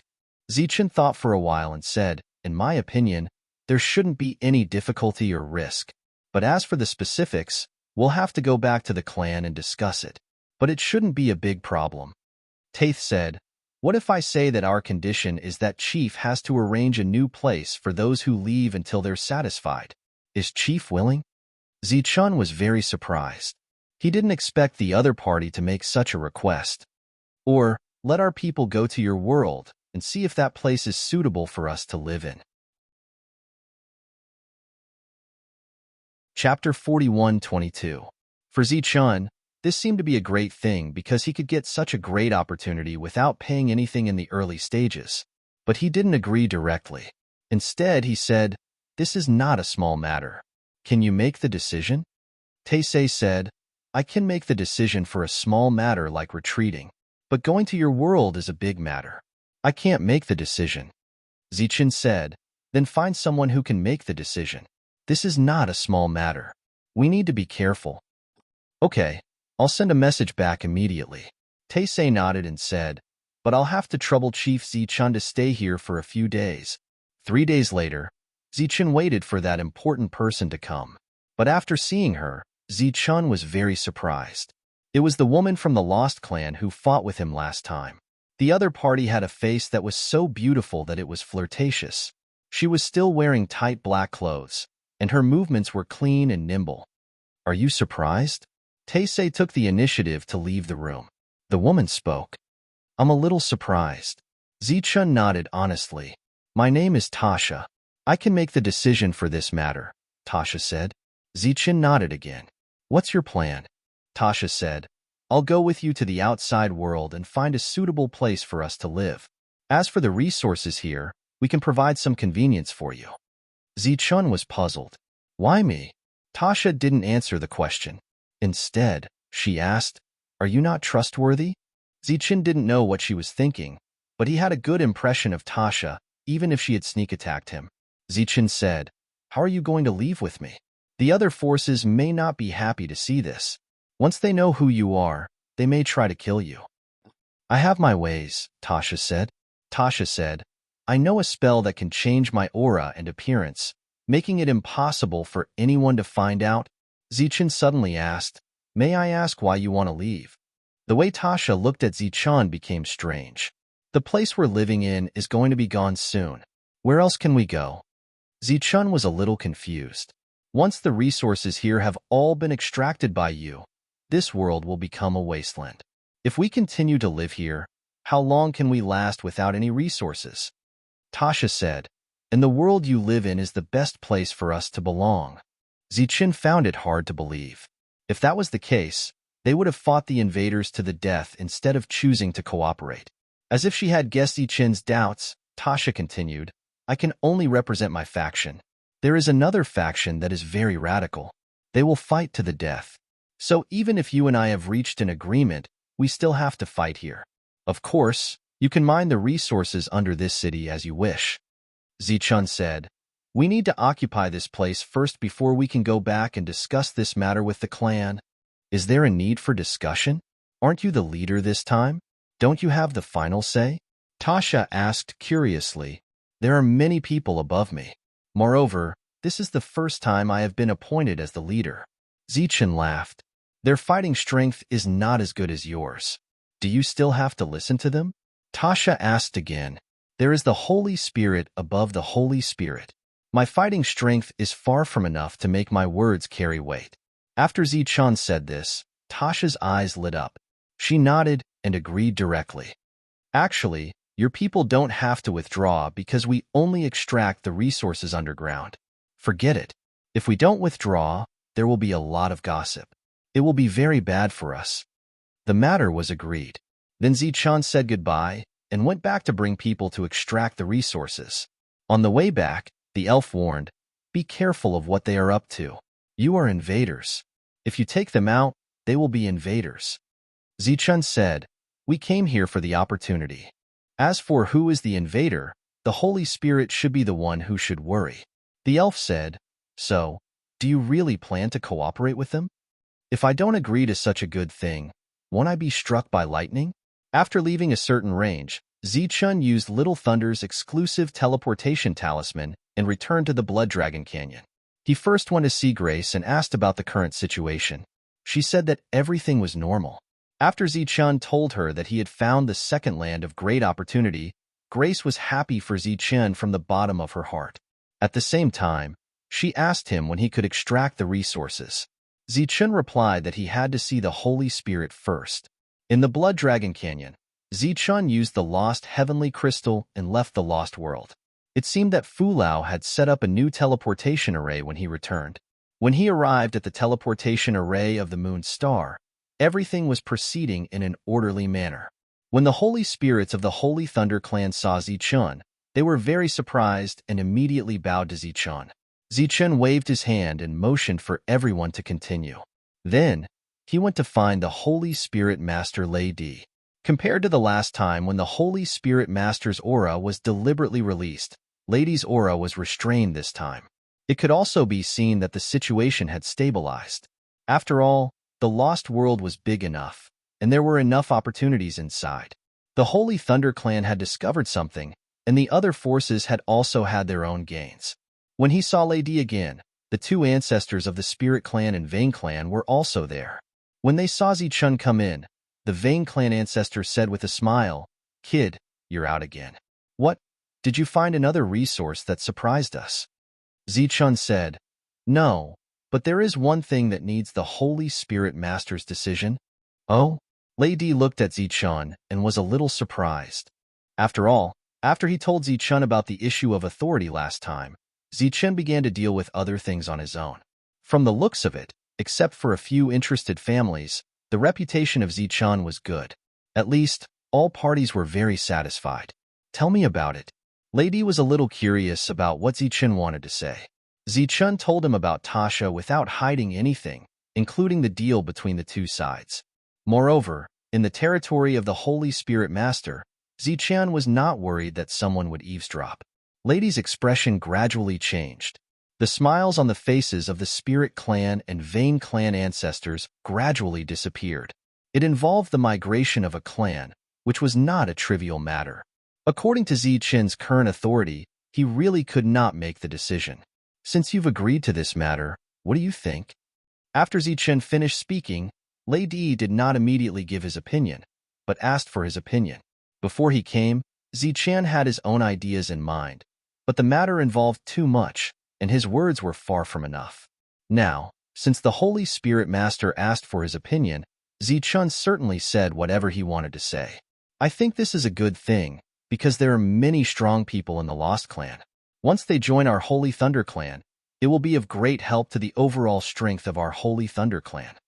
Zichun said, "When the Holy Moon Clan attacked the Lost World, they suffered heavy losses, so they chose to openly let everyone in. If we can really accept them, it's equivalent to having a great force comparable to the Holy Clan out of thin air." "That's true, but have you thought about the consequences?" Lei Di said. "Such a great force, once used by us, it will be of great help. But if one day it's not used by us and is used by others, it will be a disaster for our Holy Thunder Clan." The Spirit Clan and Vane Clan ancestors nodded repeatedly. Zichun said, "I haven't considered this issue, nor have I thought deeply about it, because the reason is the same. In our Holy Thunder Clan, there are many big clans. They are usually of great help to us, but what if one day they rebel?" The Vane Clan ancestor said, "That's impossible. They are born and raised in the Holy Thunder Clan. It's impossible for them to rebel." Zichun turned back and said, "I mean, what if they rebel?" The Vane Clan ancestor said proudly, "Then we're not afraid. With the Holy Spirit Master in charge, they won't dare to rebel." Zichun said with a smile, "You see, the reason is the same. With such a strong support, if they really want to rebel, it's not a problem for us to consider, but for the Holy Spirit Master to consider." The Vane Clan ancestor was stunned, and then realized that this kid only cared about bringing people and not maintaining stability. He was obviously shirking his responsibility. But after thinking about it carefully, it seemed to be true. There were so many powerful Holy Spirits in the Holy Thunder Clan. What did they need to be afraid of? The Holy Spirits couldn't enter that place now. If they could, they would have conquered it long ago. Lei Di continued to ask, "Then how do you arrange them?" Zichun said, "Give them a suitable area in the Holy Thunder Clan and set it as a forbidden area for the time being. No one from the Holy Thunder Clan is allowed to step in. With the passage of time, the estrangement will eventually disappear. At that time, everyone will be able to accept the existence of the Lost Clan and even coexist peacefully." Lei Di was silent for a moment and said, "Your idea is good, but there are still many problems and details to consider whether it can be implemented or not. There are even many difficulties. Keep working hard. Zichen asked in confusion, Holy Spirit Master, what do you mean? Do you support me or not? Without waiting for Lady to answer, the Vane clan ancestor said, You silly boy, of course we will support you, but our support is not enough. After all, there is still a real leader in the Holy Thunder clan. If you want to make this happen, you have to ask Leizhenka and others. Zichen nodded his head. This was indeed not a small matter, and it required the agreement of many parties. Lady said, I will spread some news about this matter and see how the clan's attitude is. As for you, you can go and do your own things first. This is not something that can be done overnight. Zichen said goodbye and left. He didn't go back immediately, but went to monitor various channels and meet those in charge. After Zichen left, the spirit ancestor, who had been silent all this time, said, Will this work? The Vane clan ancestor said, Of course. This is a great thing for the Holy Thunder clan. Besides, with the agreement of the three of us, there will be no problem. Unexpectedly, the spirit ancestor didn't look at the Vane clan ancestor at all, but looked at Lady. Lady said, Of course not. Not? The Vane clan ancestor's eyes widened and said in disbelief, How is that possible? This is a great thing? You'll know when you see it. Asterisk, asterisk, asterisk, asterisk, asterisk, asterisk, asterisk, asterisk, asterisk, asterisk. After meeting the leaders and having a meal with everyone under Lei Meng's introduction, Zichen returned to the Lost World again. Lei Wuxing had already prepared a team of 5,000 people for Zichen. Among them, there were 3 core members. Next, Zichen led the team, including Lei Wuxing himself, and went straight into the depths. The Holy Thunder clan once again dispatched a large team, which attracted the attention of many forces. Many spies were silently following them. Along the way, everyone didn't explore the opportunities at all. They just sped up and seemed to have a very clear goal. Some spies gradually found clues and went forward, overtaking the Holy Thunder clan's team. But after discovering the Vestigial clan's base, they stopped and retreated. Obviously, the Vestigial clan's base was right in front of the Holy Thunder clan. Once the two sides met, a battle was bound to break out. The 5,000 people of the Holy Thunder clan might be destroyed because of this. Many people were waiting to watch a good show. But when they were about to meet the Vestigial clan's base, the Holy Thunder clan suddenly stopped. In the eyes of others, it was obvious that the Holy Thunder clan had discovered the existence of the base. But at such a close distance, even if the Holy Thunder clan stopped, it seemed to be of no use. The Vestigial clan inside would definitely kill their way out. But the fact was the opposite. Just when the Holy Thunder clan arrived, the Vestigial clan all retreated and left the base. Then, everyone from the Holy Thunder clan settled in. As the news spread, it caused an uproar. Many people remembered the conversation between Zichen and the Vestigial clan. Did both sides really reach a consensus? No battle broke out between the two sides, and everyone's expectations were disappointed. Soon, news spread that the Holy Thunder clan had made a major discovery under the city. This gave many forces hope. They, who had been constantly fighting, chose the same method as Zichen and wanted to make peace with the Vestigial clan. But no one knew whether it was because they lacked Zichen's combat power or Zichen's eloquence, but none of the forces succeeded. Instead, large-scale battles broke out one after another. During this period, another all-out battle broke out. The Vestigial clan attacked, and the various forces were beaten back. When they encountered Zichen's force, they would take a detour. The various forces suffered heavy losses, but the Holy Thunder clan was still mining.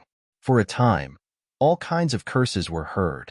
Not only in the Lost World, but in the Saint Spirit world, such curses also existed. Even the Holy Thunder clan had such voices. Too shameless. As a member of the Holy Thunder clan, I feel ashamed. Why don't we fight the enemy to the death? Why do we ignore the death of our compatriots and compromise with the enemy? Now he wants to bring the enemy back. This is simply wishful thinking. Zichen is leading the wolf into the house. He has ulterior motives and wants to destroy our Holy Thunder clan. All kinds of rumors spread from the Holy Thunder clan. For Zichen, This seemed to be a great thing because he could get a great opportunity without having to pay anything in the early stages. But he did not directly agree. Instead, he said, "This is not a small matter. Can you make the decision?" Taisei said, "I can make the decision for a small matter like retreating, but going to your world is a big matter. I can't make the decision." Zichen said, "Then find someone who can make the decision. This is not a small matter, and we need to be cautious." "All right, I will send the news back immediately." Taisei nodded and said, "But for the next few days, I will have to trouble Chief Zichen to continue to stay here." 3 days later, Zichen waited for that big shot to come. But after seeing her, Zichen was very surprised. It turned out to be the woman from the Lost Clan who fought with him last time. She had a beautiful and flirtatious face and was still wearing tight black clothes. Her movements were clean and nimble. "Are you surprised?" Taisei took the initiative to leave the room, and the woman spoke. "I'm a little surprised." Zichen nodded honestly. "My name is Tasha. I can make the decision for this matter," Tasha said. Zichen nodded again. "What are your plans?" Tasha said, "I will follow you to the outside world to have a look and find a suitable place for us to live. As for the resources here, we can provide some convenience for you." Zichen was puzzled. "Why me?" Tasha did not answer the question. Instead, she asked, "Could it be that you are not trustworthy?" Zichen did not know what she was thinking, but he had a good impression of Tasha, even if she had sneak attacked him. Zichen said, "How are you going to leave with me? The other forces may not be happy to see this. Once they know your identity, they may try to kill you." "I have a way," Tasha said. Tasha said, "I know a technique that can change my aura and appearance, making it impossible for anyone to find out." Zichen suddenly asked, "May I ask why you want to leave?" Tasha looked at Zichen with a strange gaze. "The world is about to disappear. Where else can we go?" Zichen was a little puzzled. "Once the resources here are all extracted by you, this world will be a waste. If we continue to live here without any resources, how long can we last?" Tasha said, "And the world you are in is the best place for us to belong." Zichen found it hard to believe. If that was really the case, they would have fought the invaders to the death instead of choosing to cooperate.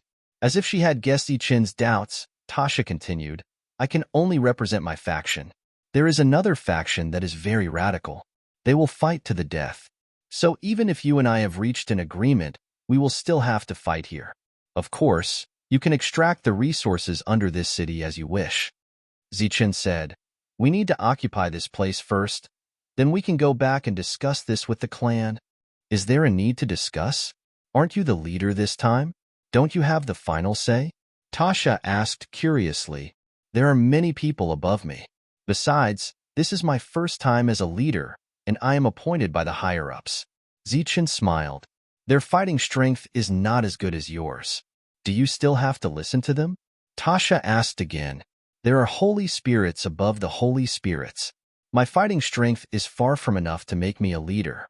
After Zichen said this, Tasha's eyes lit up. She nodded and agreed. "Actually, your people don't need to withdraw because we only mine the resources underground. Forget it. If we don't withdraw, there will be a lot of gossip. This will be very disadvantageous to us." After the matter was agreed upon, Zichen said goodbye and went back to bring people to investigate the place. When he returned, the little elf warned, "Be careful of what they are up to. You are invaders. If you bring them out, they will be invaders." Zichen said, "The purpose of our arrival here is for the opportunity here. As for who is the invader, the one who should be worried should be the Holy Master." The little elf said, "So, you really plan to cooperate with them? If we don't agree to such a good thing, won't we be struck by lightning?" After leaving a certain range, Zichen used Little Lay's exclusive teleportation talisman and returned to the Blood Dragon Canyon. He first went to see Grace and asked her about the current situation. She said that everything was normal. After Zichen told her that he had discovered the second land of great opportunity, Grace was happy for Zichen from the bottom of her heart. At the same time, she asked him when he could start mining. Zichen replied that he had to meet the Holy Master first. In the Blood Dragon Canyon, Zichen used the lost heavenly crystal and left the lost world. When he arrived at the teleportation array of Luna, everything was proceeding in an orderly manner. When the holy spirits of the Holy Thunder Clan saw Zichun, they were very surprised and immediately bowed to Zichun. Zichun waved his hand and gestured for everyone to continue. Then, he went to look for Holy Master Lei Di. Compared to the last time, when the Holy Master deliberately released his aura, Lei Di's aura was restrained this time. It could be seen that the situation had stabilized. After all, the Lost World was big enough, and there were enough opportunities in it. When the Holy Thunder Clan discovered something, other forces also had their own gains. When he saw Lei Di again, the two ancestors of the Spiritual Clan and Pulse Clan were also there. When they saw Zichun come in, the Pulse Clan ancestor said with a smile, "Kid, you're out again. What's the matter? Did you find something that surprised us again?" Zichun said, "No, but there is one thing that needs to be decided by the Holy Master." "Oh?" Lei Di looked at Zichun and was a little surprised. After all, after he told Zichun about the issue of authority last time, Zichun began to deal with other things on his own. From the current point of view, except for a few families, the reputation of Zichun was good. At least, all parties were very satisfied. "Tell me about it." Lei Di was a little curious about what Zichun wanted to say. Zichun told him about Tasha. During this time, he did not hide anything, including the deal between the two sides. Moreover, in the territory of the Holy Master, Zichun was not worried about someone eavesdropping. Lei Di's expression gradually changed. The smiles on the faces of the two ancestors of the Spiritual Clan and Pulse Clan gradually faded. It involved the migration of a clan, which was not a trivial matter. According to Zichun's current authority, he really did not have the authority to make the decision. "Since you've agreed to this matter, I wonder what your opinion is?" After Zichun finished speaking, Lei Di did not immediately give his opinion, but asked for his opinion. Before coming, Zichun had his own ideas in mind, but the matter involved too many things, and his words were far from enough. Now, since the Holy Master asked for his opinion, Zichun would certainly say whatever he wanted to say. "I think this is a good thing, because there are many strong people in the Lost Clan. Once they join our Holy Thunder Clan, it will be of great help to the overall strength of our Holy Thunder Clan." Zichun said, "When the Holy Moon Clan attacked the Lost World, they suffered heavy losses, so they chose to let everyone enter. If we can really accept them, it's equivalent to having a big force comparable to the Holy Clan out of thin air." "That's true, but have you thought about the consequences?" Lei Di said, "Such a big force, once used by us, it will be of help. But if one day it's not used by us and is used by others, it will be a disaster for our Holy Thunder Clan." The two ancestors of the Spiritual Clan and Pulse Clan nodded repeatedly. Zichun said, "I haven't thought about this problem, and I haven't thought about it too deeply, because the principle is the same. There are many big clans in our Holy Thunder Clan, and they are usually of help to us. But what if one day they rebel?" The ancestor of the Pulse Clan said, "That's impossible. They are the native people of the Holy Thunder Clan. It's impossible for them to rebel." Zichun turned back and said, "I mean, what if they rebel?" The ancestor of the Pulse Clan said proudly, "Then we are not afraid. With the holy sages in charge, they won't dare to rebel." Zichun said with a smile, "You see, the principle is the same. With such strong support, if they really want to rebel, it's not a problem for us to consider. It's for the holy sages to consider." The ancestor of the Pulse Clan was stunned, and then realized that this kid only cared about bringing people and not maintaining stability. He was obviously shirking his responsibility. But thinking about it carefully, it seemed that it was true. There were so many powerful holy sages in the Holy Thunder Clan, so what did they need to be afraid of? The holy sages could not enter that place now. If they could enter, they would have already taken it. Lei Di continued to ask, "Then what are you going to do with them?" Zichun said, "Give them a suitable area in the Holy Thunder Clan and temporarily set it as a forbidden area. No one from the Holy Thunder Clan is allowed to enter. With the passage of time, the estrangement will eventually disappear. At that time, everyone will be able to accept the existence of the Lost Clan and even coexist peacefully." Lei Di was silent for a moment and said, "Your idea is really good, but there are still many problems and details to consider whether it can be implemented or not. There are even many difficulties. Continue to work hard." Zichun asked in confusion, "Holy sages, What do you mean? Do you support me or not? Without waiting for Lady to answer, the ancestor said, You silly boy. Of course we will support you, but our support is not enough. After all, the Holy Thunder Clan still has a real leader. If you want to make this happen, you have to ask Leishenka and others. Zichun nodded. This was indeed not a small matter, and it needed the agreement of many parties. Lady said, I will spread some news about this matter and see how the clan's attitude is. As for you, you can go and do your own things first. This is not something that can be done overnight. Zichun bade farewell and left. He did not go back immediately, but went to monitor the various channels and meet the leaders in charge. After Zichun left, the spirit ancestor, who had been silent all this time, said, Can this be done? Of course it can. This is a great thing for the Holy Thunder Clan, said the spirit ancestor. Besides, with the agreement of the three of us, there will definitely be no problem. Unexpectedly, the spirit ancestor did not look at the spirit ancestor at all, but looked at Lady. Lady said, Of course it won't work. It won't work? The spirit ancestor's eyes widened and he said in disbelief, How is that possible? This is a great thing. You'll know when you see it.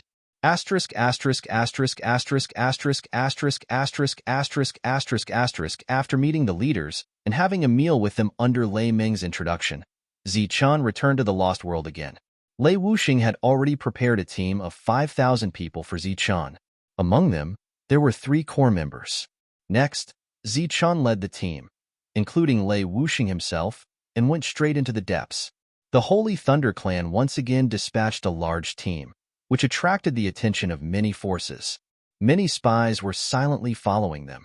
Along the way, everyone did not explore the opportunities at all. They just sped up and seemed to have a very clear goal.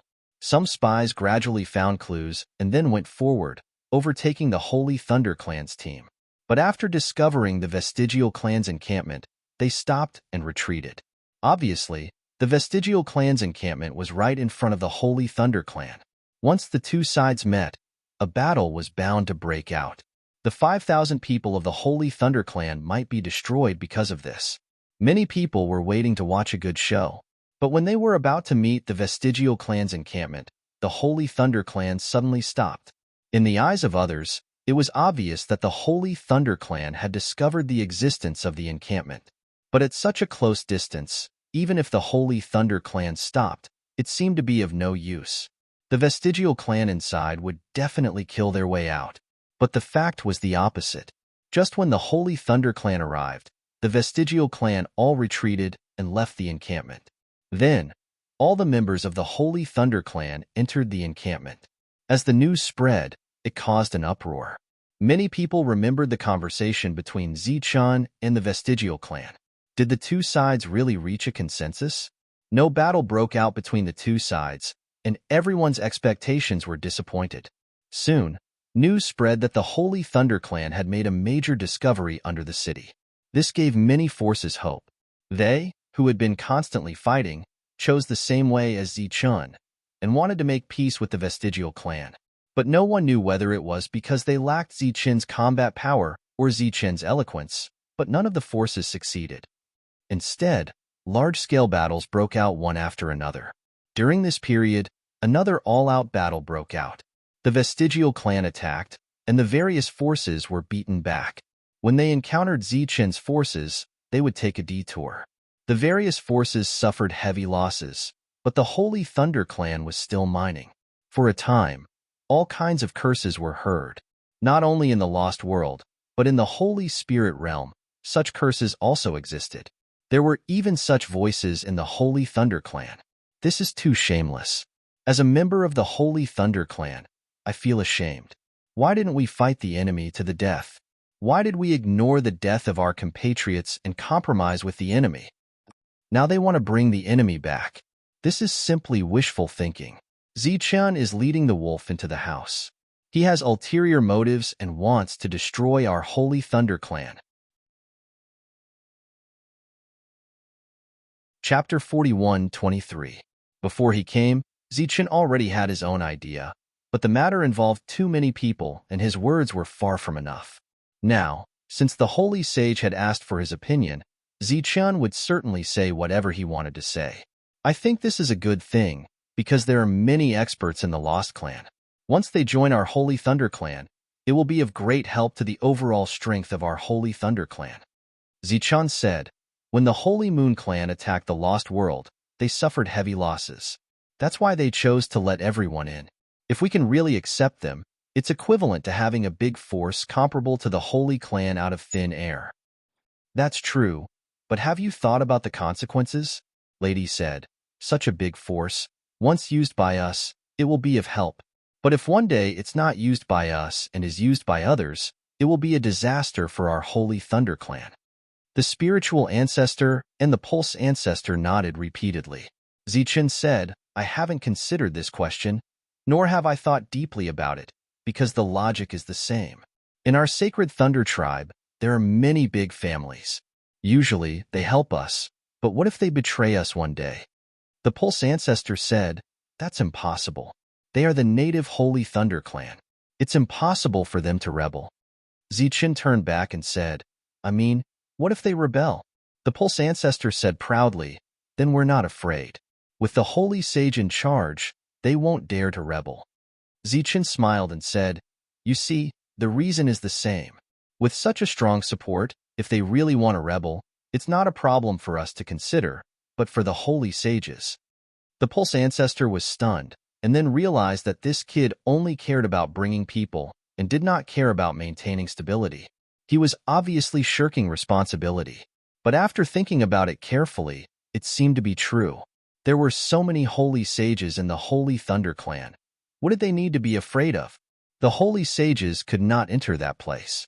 If they could enter, they would have already conquered it. Lady continued to ask, then how do you arrange them? Zichun said, give them a suitable area in the Holy Thunder Clan. For the time being, set it as a forbidden area.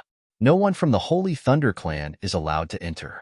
With the passage of time, the estrangement will eventually be eliminated. At that time, everyone will be able to accept the existence of the bereaved. Moreover, both sides can even coexist peacefully. Lady was silent for a moment and said, your idea is good, but whether it can be implemented or not, there are still many problems and details to consider. There are even many difficulties. Continue to work hard. Zichun was puzzled and asked, what do you mean, my lord? Do you support it or not? Without waiting for Lady to answer, the bloodline ancestor said, you silly boy. Of course we will support you, but our support is not enough. After all, the Holy Thunder Clan still has a real leader. If you want to make this happen, you have to ask Lejinka and the others. Zichun nodded. This was indeed not a small matter, and it required the agreement of many parties. Lady said, I will release some news about this matter and see what the clan's attitude is. As for you, you can go and do your own things first. This is not something that can be done overnight. Zichun bid farewell and left. He did not go back immediately, but went to various channels to monitor and meet the leaders in charge. After Zichun left, the spirit ancestor, who had been silent all this time, said, can this be done? The bloodline ancestor said, of course it can. This is a great thing for the Holy Thunder Clan. Besides, the three of us have agreed, so there will definitely be no problem. Unexpectedly, the spirit ancestor did not look at the bloodline ancestor at all, but looked at Lady. Lady said with certainty, of course it won't work. It won't work? The bloodline ancestor's eyes widened, and he said in disbelief, how is that possible? This is a great thing. You'll know when you see it. Asterisk, asterisk, asterisk, asterisk, asterisk, asterisk, asterisk, asterisk, asterisk, asterisk. After meeting the leaders and having a meal with everyone under Lei Meng's introduction, Zichun returned to the Lost World again. Lei Wuxing had already prepared a team of 5,000 people for Zichun. Among them, there were 3 core members. Next, Zichun led the team, including Lei Wuxing himself, and went straight into the depths. The Holy Thunder Clan once again dispatched a large team, which attracted the attention of many forces. Many spies were following them silently. Along the way, everyone did not explore the opportunities at all. They just sped up and seemed to have a very clear goal. Some spies gradually found some clues and went forward, overtaking the Holy Thunder Clan's team. But after discovering the Vestigial Clan's encampment, they stopped and retreated. Obviously, the Vestigial clan's encampment was right in front of the Holy Thunder clan. Once the two sides met, a battle was bound to break out. The 5,000 people of the Holy Thunder clan might be destroyed because of this. Many people were waiting to watch a good show. But when they were about to meet the Vestigial clan's encampment, the Holy Thunder clan suddenly stopped. In the eyes of others, it was obvious that the Holy Thunder clan had discovered the existence of the encampment. But at such a close distance, even if the Holy Thunder clan stopped, it seemed to be useless. The Vestigial clan inside would definitely come out. A battle was still unavoidable. But the fact was the opposite. Just when the Holy Thunder clan arrived, the Vestigial clan all retreated and left the encampment. Then, everyone from the Holy Thunder clan settled in. As the news spread, it caused an uproar. Many people remembered the conversation between Zichun and the Vestigial clan. Did both sides really reach a consensus? No battle broke out between the two sides, and everyone's expectations were disappointed. Soon, news spread that the Holy Thunder clan had made a major discovery under the city. This gave many forces a glimmer of hope. They, who had been constantly fighting, chose the same method as Zichun and wanted to seek peace with the Vestigial clan. But no one knew whether it was because they lacked Zichun's combat power or Zichun's eloquence, but none of the forces succeeded. Instead, large-scale battles broke out one after another. During this period, another all-out battle broke out. The Vestigial clan attacked with all their might, and the various forces were defeated. When they encountered Zichun's forces, they would take a detour. The various forces suffered heavy losses, but the Holy Thunder clan was still mining. For a time, all kinds of curses were heard. Not only in the Lost World, but in the Holy Spirit realm, such curses also existed. Even in the Holy Thunder clan, there were such voices. This is too shameless. As a member of the Holy Thunder clan, I feel ashamed. Why didn't we fight the enemy to the death? Why did we compromise with the enemy regardless of the death of our compatriots? Now they want to bring the enemy back. This is simply wishful thinking. Zichun is leading the wolf into the house. He has ulterior motives. He wants to destroy our Holy Thunder clan. Chapter 41-24. The resources underground had been excavated, and with the little spirit's guidance, the direction was naturally correct. For this, Zichun paid another 20 soul-gathering crystals as a reward. After excavating the resources, Zichun called Lei Lan over. At the same time, he brought her to meet Tasha and introduced them to each other. In the next few days, Tasha stayed with Lei Lan. Zichun left the city and walked towards the dense forest outside the city. Tess was waiting there. After seeing Zichun, Tess waved his hand and a light appeared, shielding the surroundings. Clearly, he had something important to say. Zichun walked forward and disappeared into the barrier. The people of the Holy Moon clan could no longer investigate. After hesitating for a while, Tess said, Zichun, I hope that no matter what the result is this time, we can't let Her Excellency get hurt. Otherwise, the consequences will be unimaginable. Zichun nodded and said, Don't worry. Since I brought her out, I will naturally send her back safely. Tess shook his head and said, No, you don't understand how much pressure Her Excellency is under this time. If something happens, no one can bear the consequences. Zichun patted Tess's shoulder and said, Don't worry, I know what I'm doing. Zichun could feel Tess's worry. He also knew the severity of the matter. If something really happened to Tasha in the Saint Spirit domain, then for the Holy Thunder clan, it would completely cut off the path of resource extraction in the Lost World. Zichun was not that stupid. To be safe, Zichun let Tasha stay with Lei Lan for 10 days. After 10 days, Zichun, who had arranged everything, left the Lost World with Lei Lan. After returning to the Moonstar, Zichun took Lei Lan to find Holy Sage Lady immediately. During this time, Lei Lan looked around, as if she was very curious about everything. After arriving at Lady's residence and seeing him for the first time, Lei Lan's expression changed.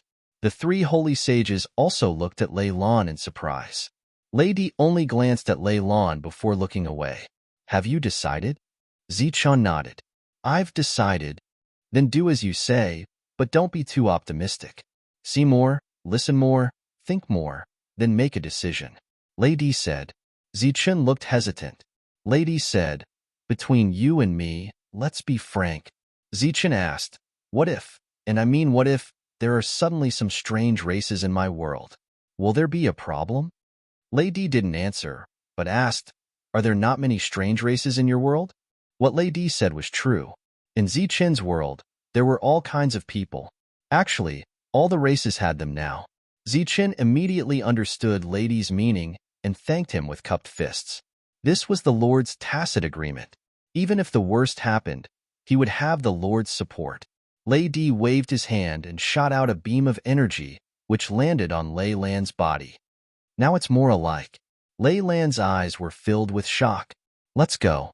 After saying goodbye to the three lords, Zichun turned and walked toward the door. Lei Lan followed him cautiously. She was very surprised that her trick was seen through in a single glance. There's nothing to be surprised about. He's Lei Lan's teacher. Of course, he knows his disciple, Zichun said with a smile. Tasha suddenly understood. That's the Lord you were talking about? Tasha asked, an expert above the Holy Spirit level? Zichun nodded and said, that's right. They are also the most powerful existences in the world. While talking, Zichun took Tasha, who had changed into Lei Lan's appearance, and flew out of Luna. When they arrived outside of Luna, a light flashed in front of Zichun, and a flying ship appeared. After the two boarded the flying ship, Tasha couldn't suppress the excitement in her heart and cheered loudly. Fortunately, Zichun had isolated the surroundings early in the morning. Tasha looked out of the flying ship, and her eyes were filled with curiosity and shock, because they were now walking in the starry sky and were surrounded by Xingchen.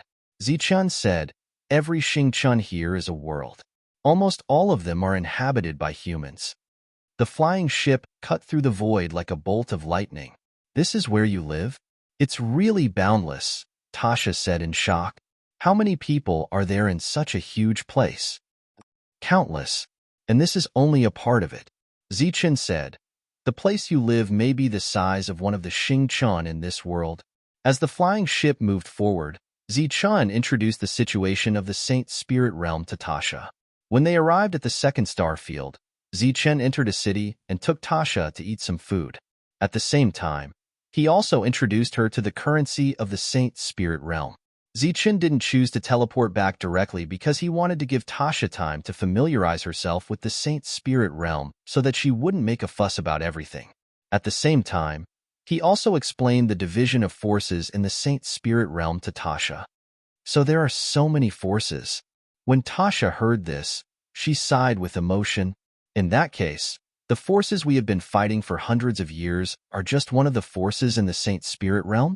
Yes, the Holy Moon clan is also one of the 4 holy clans. After hearing Zichun's explanation, Tasha understood the strength of the enemy and finally knew which forces had come this time. At the same time, she was also very glad that these forces were not united. Otherwise, it would be troublesome. Zichun didn't deliberately pursue time and speed, so his speed was not fast. This made many forces who were paying attention to him very puzzled. Why did Zichun, the leader, have such a refined interest? However, some people guessed the reason. The current Zichun could be said to be reviled by everyone and was unpopular. This was not only the case in the Saint Spirit realm, but also in the Holy Thunder clan. If he wanted the Vestigial clan to settle in the Holy Thunder clan, not to mention whether the world would agree or not, the Holy Thunder clan alone would not agree. This Zichun is really a guy who angers both men and gods. Last time, he was hunted down by the Holy Thunder clan. Doesn't he know that? Now, for a little bit of resources, not to mention his personal dignity, he has betrayed all the forces and colluded with the Vestigial clan. Shameless. This kind of person is extremely shameless. Fortunately, there are still people in the Holy Thunder clan who are deeply righteous and recognize Zichun's wild ambition. Otherwise, the entire Holy Thunder clan would have suffered huge losses because of this greedy guy. On the way back, they could hear such irrelevant remarks almost every time they stopped. In this regard, Zichun had no way to deal with it.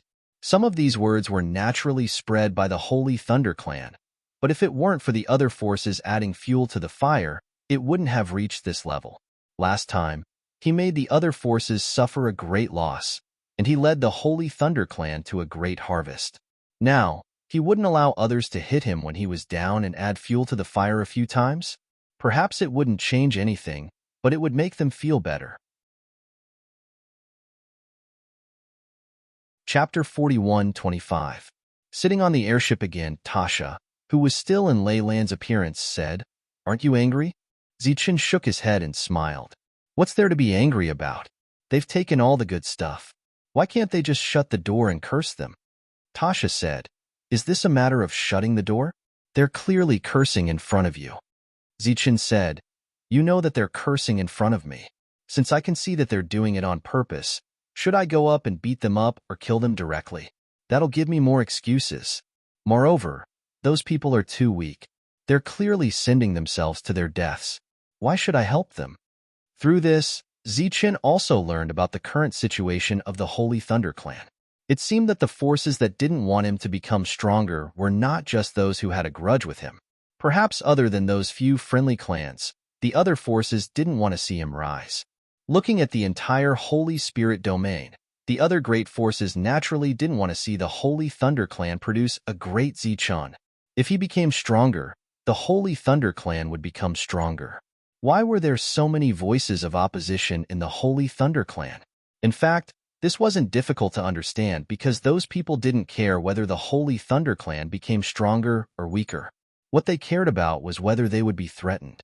Obviously, his rise had made many people feel threatened, so they didn't want to facilitate this. However, Zichen didn't care because the Holy Thunder Clan still had a leader. As long as he said something, this matter would be settled. Of course, there were also some people who spoke up for him during this period, but they were quickly drowned out by more opinions. After all, those who supported him were still in the minority. For the rest of the journey, Tasha said that there was no need to visit other places. She already had a good understanding of this world and could just head straight to the Holy Thunder Clan. This was because when Zichen was being cursed, the Vestigial Clan was also the target of everyone's hatred. In their words, both sides seemed to be in a situation where one side would die. Therefore, Tasha was full of worries about the future. Zichen returned to the Holy Thunder Clan and took Tasha directly from the outer area to the inner area. The huge thunder sea made Tasha widen her horizons again. He brought Tasha to the core city, and the first thing he did was to see the city lord. The city lord was very warm towards Zichen and wasn't surprised by his return. During this period of time, there had been news about Zichen and his whereabouts. "Zichen, have you heard the recent rumors? The current situation is very unfavorable for you." The city lord personally poured tea for the two of them. Zichen didn't stand on ceremony with the city lord. Instead, he asked directly, "I wonder what the city lord thinks about letting the Vestigial Clan attack the Holy Thunder Clan?" The city lord said in surprise, "Is the news true?" Zichen nodded and said, "I came back this time to see everyone's opinions. If everyone agrees, then our Holy Thunder Clan's progress in the Lost World will not be hindered." The city lord fell silent and fell into contemplation. Zichen took a sip of tea and waited patiently.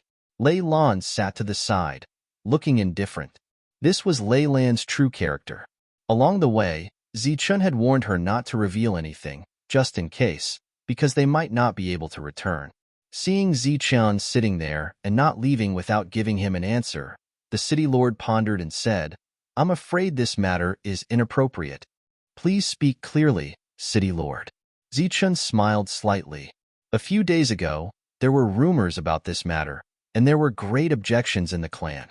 After all, we belong to the same camp of the Holy Spirit domain. It's a great taboo to have contact with the Vestigial Clan. If we bring the Vestigial Clan to the Holy Thunder Clan, I'm afraid it will cause a huge conflict and maybe even lead to a civil war. The city lord said, "In the long run, this matter is inappropriate for the sake of the peace of the Holy Thunder Clan."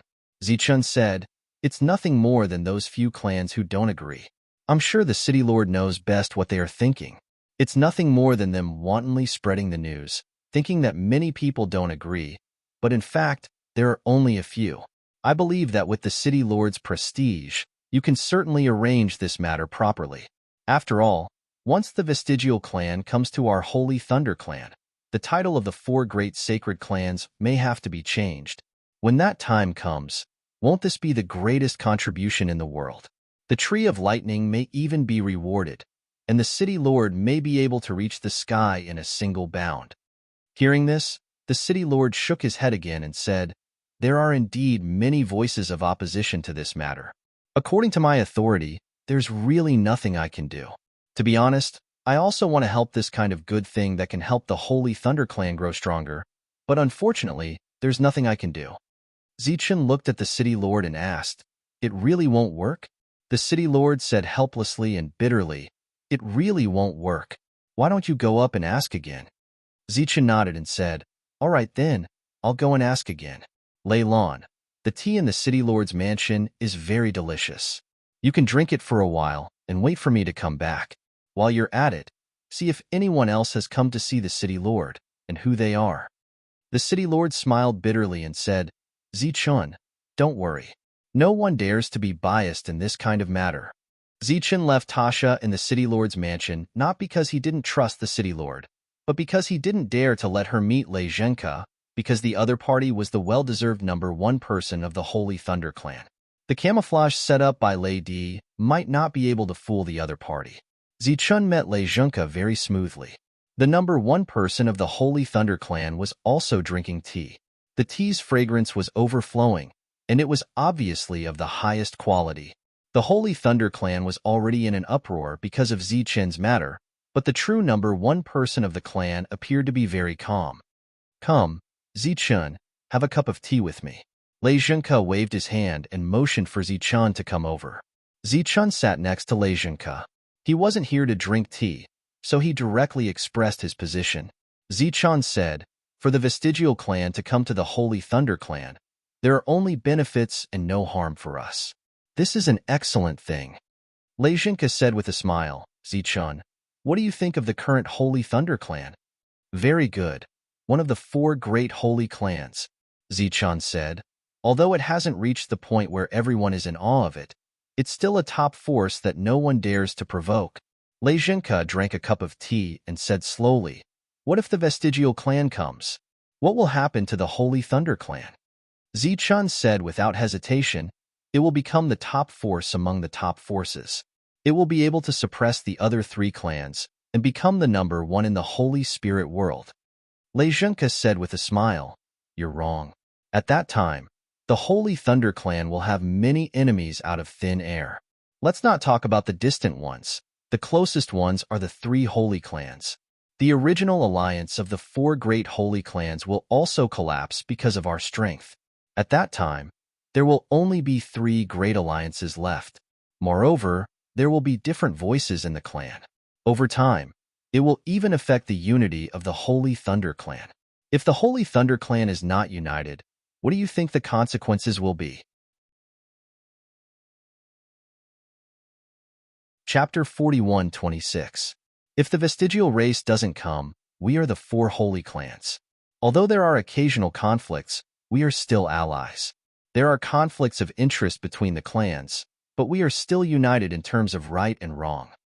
Once the vestigial race comes to the Holy Thunder Clan, there will be conflicts in the clan first, and they will no longer be united. The four major alliances will be disbanded instantly, and we have to keep an eye on the vestigial race to see if they betray us. What do you think we can benefit from? The lost world? Compared to the infinite troubles in the future, what are the current benefits? Zichun, it's not that this old man doesn't support you, but you're looking too far ahead and thinking too little, Lei Zhenke said earnestly. Lei Zhenke said earnestly, "If you can overcome all of the difficulties mentioned above in the future, then I will agree to this matter of yours. But first, you have to promise that the future Holy Thunder Clan will be as united as it is now." How could Zichun dare to guarantee such a thing, even if he didn't think that the current Holy Thunder Clan was united? Fortunately, Lei Zhenke gave him a sentence to make his position clear. "I understand. I will take care of the matters in the lost world." Zichun got up and left. Lei Zhenke looked at Zichun as he left, shook his head, and sighed. "Your growth is still too slow." When Zichun arrived at the City Lord's residence, Lei Lan was still drinking tea. Zichun called for Lei Lan to leave. The City Lord smiled and said, I wish leader Zichun a great victory. Thanks. Zichun waved his hand without looking back, then pulled Lei Lan to his own world. During this time, Lei Lan looked at Zichun's expression and couldn't help but ask questions in her heart. Through transmission, Zichun arrived in his own world. The next moment, Zichun used the rules and brought Lei Lan back to his treehouse. This is my world. You can speak without worry, Zichun said. They didn't agree? Tasha asked. Zichun nodded and said, this is not beyond my expectations. The matter involves too many things, and the possibility of success is very small. In other words, it's impossible to succeed. Then what should we do? Tasha asked. After her experience in this world, she had already made a decision in her heart. She would bring her people here to live. This was because this world did not suppress their powers. Perhaps the Lost Clan would be able to break through the shackles and advance to the Holy Venerate realm after coming to the Saint Spirit realm. However, things seem to be troublesome now because the Holy Thunder Clan actually disagreed. This is my world. It's big enough. The Holy Thunder Clan didn't agree to let you come here, but I can use my personal name to bring you here. From now on, you just need to live in my world, Zichun said. Before he came back, he already had this plan, and Lady had already agreed. Your world can accommodate all of us? Tasha was a little doubtful. Zichun said, can you stay here? I'll show you around. In this world, Zichun was the master. He could use the rules of this place at will. Therefore, he could take Tasha to explore the mountains and rivers without alerting others. Zichun's world was so big that Tasha was very surprised. With her sharp senses, she naturally knew that the trees below were all alive. Furthermore, their lives were connected in a special way, causing all the trees to seem like a single entity.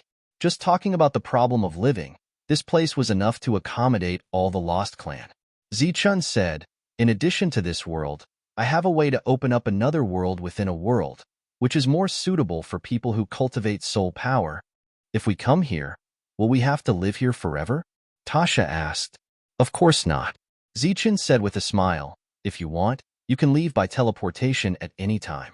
However, I don't recommend you to do so in the early stages. You have to wait at least a few hundred years for everyone to slowly accept your existence. It won't be too late to leave then. Zichun pointed to the empty area below and said, at that time, I will draw out some cities for your people to live in. In the early stages, you have to adapt to this world first. When the time is right, I will set up some teleportation formations in these cities. You can teleport by yourself in my world, contact others, and even exchange resources. When everyone in this world recognizes you, you can go out. This is a matter of great importance. I have to go back and discuss it with my people, Tasha said. Okay, Zichun said. During this time, you can tour this world by yourself. If there is a place you like, remember to mark it and tell me. Zichun left Tasha behind. He returned to the city and went to see Jolina. Although the outside world was constantly cursing Zichun, the Tianwu world was still prosperous and lively. Many forces wanted to re-enter this place. Perhaps some of these people had discussed everything with Jolina before returning home and starting to curse. Zichun was not in the mood to guess these things. After asking Jolina about the situation, he gave a few more suggestions. The final decision was still in Jolina's hands. Whether or not to accept it was also up to her. Are you really going to bring the Vestigial Clan to the Holy Thunder Clan? After everything was explained, Jolina asked about the recent rumors.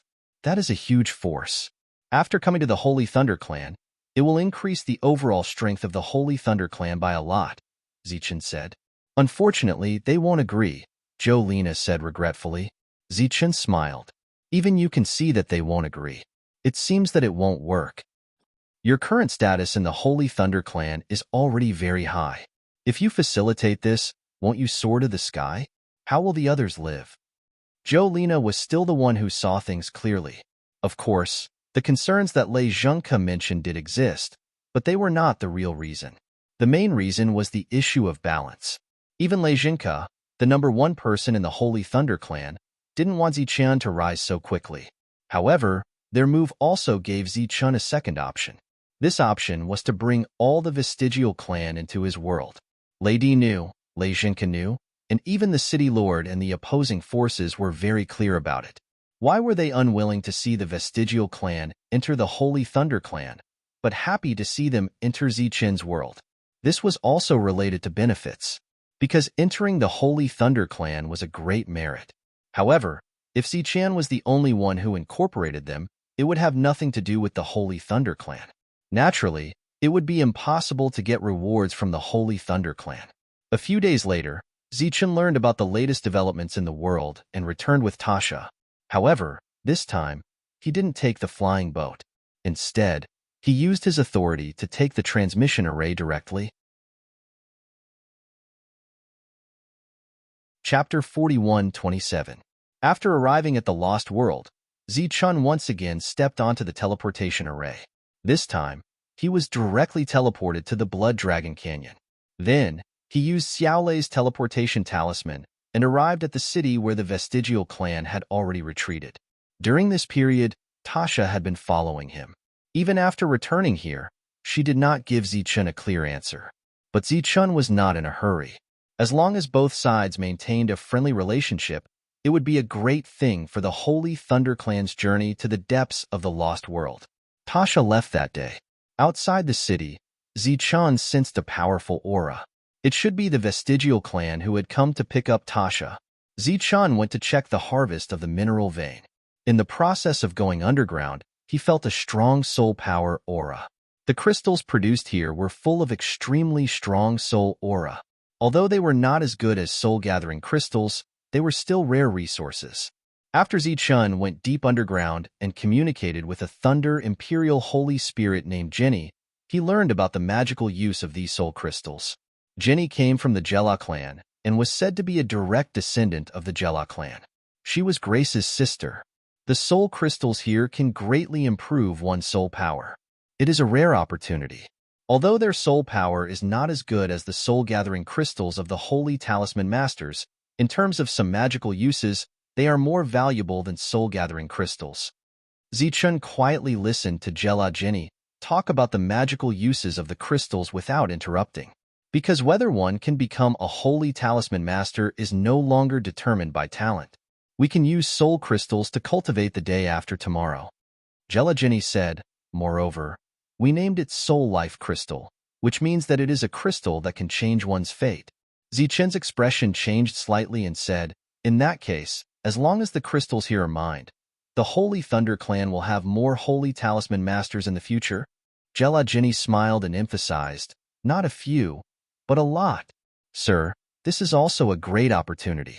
It is not inferior to the resources of the Dragon Fiend at all. Zichen was shocked. In such a large resource land, the little elf only asked for 20 soul-gathering crystals? This seemed to be inconsistent with her character. Tasha returned to the core residence of the Lost World. On the same day, several elders came to ask her about the situation. Tasha, who had been holding back all the way, couldn't hold back her emotions anymore. She smiled happily. She was very satisfied with this trip, 100% satisfied. When the elders saw Tasha smiling so happily, they all smiled. It seemed that the effect was not bad.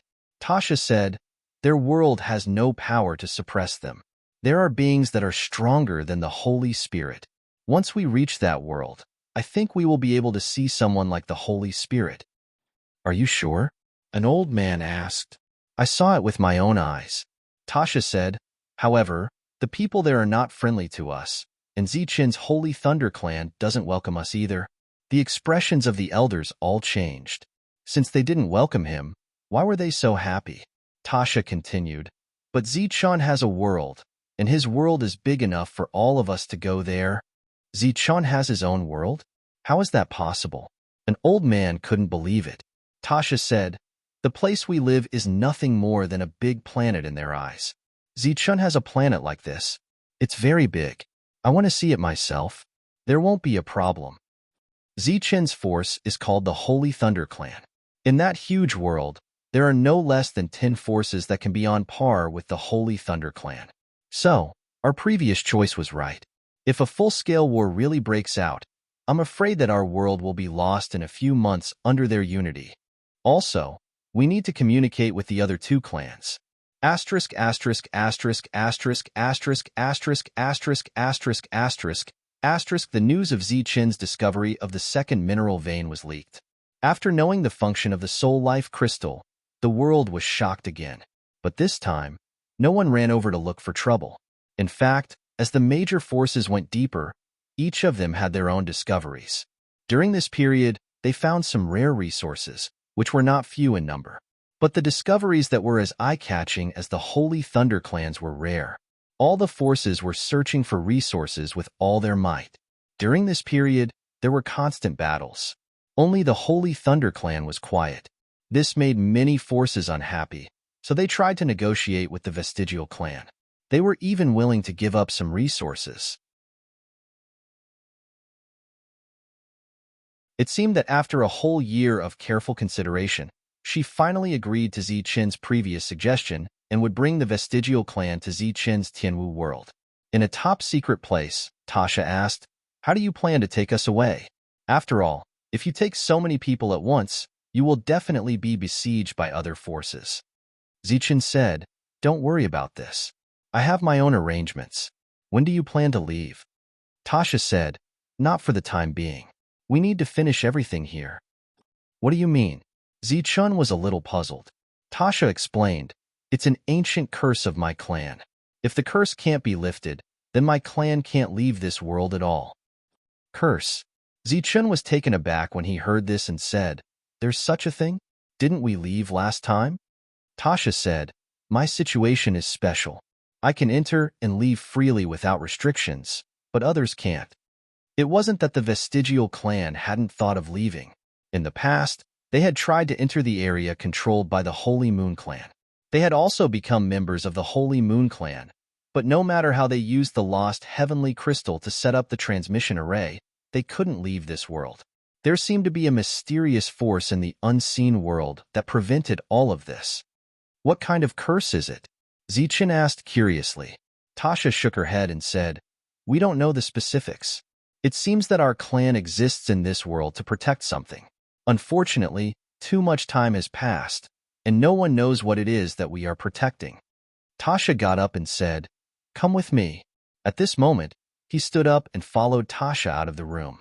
At this moment, Zichen was alone in the depths of the Vestigial clan's territory. This was also a sign of his sincerity. Along the way, they encountered many members of the Vestigial clan. From time to time, they would cast curious glances at Zichen, but no one showed any hostility to Zichen. Chapter 41-29.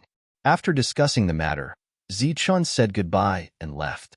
On the way back, he was still thinking. The familiar feeling from before was very real.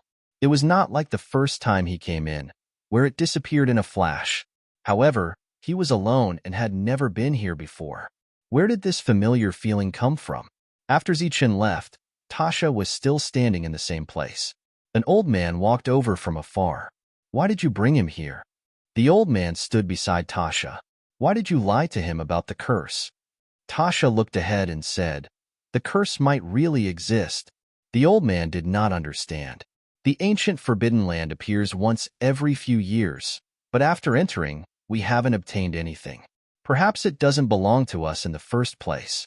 We are only guardians, and our mission is to protect this place until its owner arrives. Tasha said, "Since it is a guardian, there are naturally restrictions. However, among our people, there has not been a single holy sage. Perhaps this is the curse." The old man asked doubtfully, "Didn't you say that the suppression would disappear after leaving this place?" "That's right. However, that is only my guess. I am not sure, because the place where we are different from those invaders is still there. We have no power." "Power? Isn't our power much stronger than the invaders? We are all holy spirits. According to their realm, we can suppress them." The old man said confidently, "Compared to us, their battle strength is too weak." Tasha shook her head and said, "No, the power I am talking about is the power that extends from the body. It is also the power of cultivation. This is something that all holy spirits in the outside world have. In the Blood Dragon Canyon, the dragon fiend power that Zichen unearthed was very useful to them. However, everyone has seen that power. It is useless to us. Tasha pointed at her body and said, their power is in abdomen's position. It is very mysterious. Then, she pointed at the space between her eyebrows. And our power is here. They call this power soul power. They also cultivate soul power, but they are not as focused as us. The reason why we are strong is because our soul power can suppress them. However, once our soul power is unable to gain an advantage, they can easily suppress us with abdomen's power. Are you sure? The old man's expression changed. Tasha said, I saw it with my own eyes. It's just that I've never told you why the Holy Thunder Clan was able to occupy the canyon so quickly back then. It was because they had weapons that strengthened their soul power that they were able to suppress those creatures. Last time when I went to the Saint Spirit Realm with Zichun, I also heard a lot of secrets. For example, those weapons all came from a place called the Holy Talisman Realm. Zichun said that the people living there mainly cultivate soul force. They have all kinds of soul weapons and are very powerful. Most importantly, that world isn't affected by the rules. There are holy sovereigns there. So, for safety's sake, we have to wait until the sealed area opens again before we can leave. Otherwise, when we go to the other world, we might still be unable to break through. When that time comes, it will be too late for regrets. The old man's eyes flickered a few times before he asked, could it be that you chose Zichun because of the Forbidden Land? Or did you see something the last time you entered the Forbidden Land? Zichun still couldn't figure out where that familiar feeling came from. He raised his head and looked at the sky. The weather was not bad. They continued forward. At this time, in the secret chamber, Yu Buhuai of the Holy Moon Clan sneered. This guy ran really far. If our great formation hadn't become part of the rules and started to extend on its own, we wouldn't have been able to see some of his little tricks. Yu Butian said, it seems that Zichun's relationship with the Lost Clan is very solid. Next, he won't have to bear any losses and will be able to obtain great benefits. To be able to do this with his own strength, it's really amazing. Yu Buhuai said sarcastically, so what? His reputation in the Holy Thunder Clan is extremely bad now. No matter how great his gains are, no one will appreciate it. Yu Butian smiled but didn't say anything. Ever since Zichun had challenged him in front of everyone, Yu Buhuai had targeted Zichun. The leader on the side said in a deep voice, this time, no one stopped Zichun from entering the depths. It seems that he can already move freely in this world. Perhaps, he also learned about the ancient ruins from the Lost Clan. Yu Butian's expression changed. That's impossible, right? Isn't that a secret left behind by an ancient holy sage? Very few people know about it. Even the Lost Clan doesn't know about it. Perhaps he doesn't know the secret, but he might already know about that place. The leader said indifferently, this time, the Holy Thunder Clan's gains are already great enough. We have been watching from the sidelines. If they dare to touch the ruins this time, then don't blame us for being impolite. Yu Butian was shocked and said, leader, you mean? The leader waved his hand and said, don't worry. After all, the Holy Thunder Clan is also our ally. How can we be ruthless? If we kill all the Holy Thunder Clan holy spirits who came here in one go, the Holy Thunder Clan will definitely go crazy. We are going to unearth the ruins of an ancient holy sage. Perhaps there are great secrets inside, but you have to know that there is a true ancient holy sage living in the Holy Thunder Clan. If he gets angry, the entire Holy Spirit domain will tremble. When the time comes, even if we monopolize the resources here, we won't be able to deal with Lei Zhenke's anger. The leader's eyes suddenly turned cold. But I believe that there won't be any problems killing some people who don't know the immensity of heaven and earth. The temperature in the secret room suddenly dropped, and infinite killing intent filled the air. It was obvious that the leader really wanted to kill. They could watch Zichun gain one harvest after another, but they couldn't let him touch the things left behind by the holy sage, because that was their ultimate goal. Zichun returned to the periphery and then called the little fairy over immediately. He said, from now on, we will be together. Our main goal is to find large resource veins. As for the matter of devouring, we will talk about it later. Seeing that Zichun was a little anxious, the little fairy asked, did something happen? Why are you in such a hurry? Time is of the essence. We have to occupy some veins first and lock onto those resources in advance, Zichen said. As long as we lock onto the resources, we can slowly extract them. The little fairy nodded. This time, she didn't immediately bargain with Zichen. Zichen returned to the Blood Dragon Canyon and then personally led a group of experts into the depths. Chapter 41:30. The little fairy turned into a ray of light and flew to Zichen's side. Then, Zichen raised his hand and shot out a ray of energy. The energy condensed from the power of the ancient thunder flame turned into a huge light shield that covered an area of dozens of miles. An ancient aura surged in the surroundings, bringing with it a strong pressure that spread in all directions. Zichen looked at the people behind him and said, "Leave 20 people behind to guard this place. The rest of you, follow me.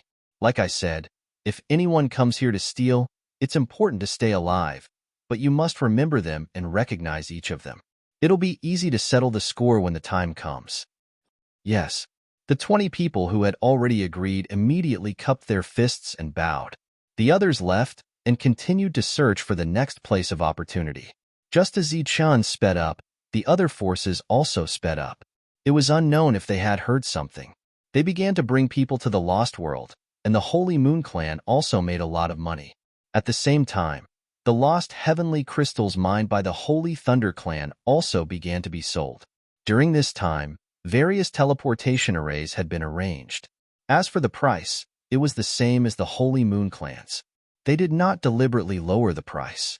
Obviously, they could not cut off the Holy Moon Clan's source of income and cause a rift between the two clans. Moreover, many people from the Holy Thunder Clan had come this time. These people would eventually have to return. At the same time, a portion of them had to be kept as a teleportation array for future mining, so the amount that could be sold was not large.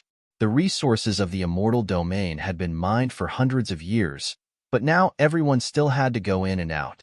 It was the same here. When the lost heavenly crystals began to be sold, the various major forces quickly came to the Holy Thunder Clan to trade and obtain an extremely large amount of lost heavenly crystals. Of course, this kind of transaction was private, so the price was relatively discounted to a certain extent. When the Holy Moon Clan was the dominant force, they also gave preferential treatment to the various major forces later on. It seemed that within a day, all the forces stopped their internal strife and began to explore with all their might. The battle was still going on, and the Holy Thunder Clan was still the most relaxed. However, compared to the other forces, Zichen did not walk in a straight line. Instead, he kept detouring, trying his best to find resources. During this period of time, Zichen went in several times to see Tasha and discuss some details. At the same time, he also checked out the sealed area. That area was still not completely revealed. Time passed, and 2 years passed in the blink of an eye. The number of Holy Spirits Zichen deployed here had already exceeded 30% of the Holy Thunder Clan's total. They finally walked into the depths, arriving at the sealed land. The bereaved who originally lived here had all retreated and abandoned this place. Over the past few years, both sides had suffered many casualties. The space around the sealed area was violently distorted, as if it could appear at any time. The forces that came from all directions met once again and arrived at the periphery of the sealed grounds. This time, the people of the Holy Moon Clan had also arrived, led by Ubutian. Zichen had only brought a dozen or so people along the way. Compared to the other forces, he had brought the least people. Among the other clans, there were hundreds of people here. In addition, the other forces, big and small, also brought a lot of people. The news had leaked out a year ago. It was said that this place was the residence of an ancient Holy Venerate, and there were relics left behind by the ancient Holy Venerate. At the same time, it also triggered a heated discussion among the ancient Holy Venerates. It was said that this was a Holy Venerate from ancient times, and was not at the same level as the current Holy Venerates. There was only one ancient Holy Venerate living in the world today, and that was Lei Zhengke of the Holy Thunder Clan. He was the well-deserved #1 person in the Holy Thunder Clan, and was also the #1 Holy Venerate in the Holy Spirit realm. It was said that he was a Holy Spirit who lived in ancient times, and he was someone who had seen the turmoil of ancient times. In the Holy Thunder Clan, There had always been a rumor that Holy Venerate Lady was also a figure from ancient times. The bereaved living in the lost world also came from ancient times. Zichun, we meet again. Yubushin looked at Zichun and cupped his fists at Zichun from afar. I heard that the Holy Thunder Clan has reaped a great harvest this time. Congratulations. Zichun smiled and said, no matter how great our harvest is, it can't compare to your Holy Moon Clan. You control the entrance, so you are the biggest beneficiary of the lost world this time. Obviously, he was just exchanging pleasantries, and he would not really divide the harvest. Then, Yubushin greeted the leaders of the other clans. Unsurprisingly, those leaders were all in the 9-star realm. Because they were fighting for the last opportunity, existences of other levels were not of much use here. There was even more than one 9-star Holy Venerate in those teams. Relatively speaking, Zichin's team not only had fewer people, but their levels were also not high. They were all in the 7-star realm, and there was not a single 9-star Holy Spirit. However, everyone knew that Zichin's individual combat strength was equivalent to several 9-star Holy Spirits. Therefore, those factions that came, intentionally or unintentionally, would look at Zichin with hostility in their eyes. In fact, many factions had secretly formed an alliance, but none of them came here to look for Zichin. At this moment, a woman walked forward. She happened to be in the direction of the Holy Thunder Clan. Long time no see. The woman came in front of Zichin. Zichin looked at her. You came here now. Aren't you afraid that the other factions will make you an enemy? The person who came was Cui Jing, a member of the Cui family. She smiled and said, if they consider me an enemy just because I said a few words to great leader Zichin, then they are too petty. Zichin said with some disappointment, just a few words? I thought you were here to form an alliance with me. It seems that I was happy for nothing. You are the great leader Zichin. Do you still need to form an alliance with others? Cui Jing said, you, who have occupied a celestial crystal mine, have mobilized more people than several major factions combined. And you, the great leader Zichin, are a man of your word. As long as you give the order, it won't be a problem to surround this place. Why do you still need an alliance? Because the two of them didn't deliberately suppress their voices, the others around them heard it clearly. Many people's eyes were filled with hostility. The Holy Thunder Clan did have the most people here, but Zichin only brought so many people because the others were mining resources and didn't have time to come here. Just like the previous trip to the Immortal Realm, the Holy Thunder Clan was also the biggest winner this time. Some people even privately discussed that the resources Zichin obtained for the Holy Thunder Clan might have surpassed the gains of the Holy Moon Clan who discovered this world.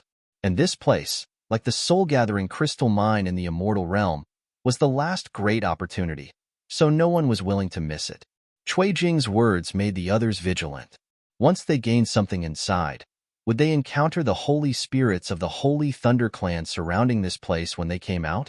After all, the Holy Thunder Clan had the most people here this time. Taking in the changes in everyone's expressions, Zichin said, you really know how to chat. It's fine that you don't want to form an alliance with me, but you even made some enemies for me.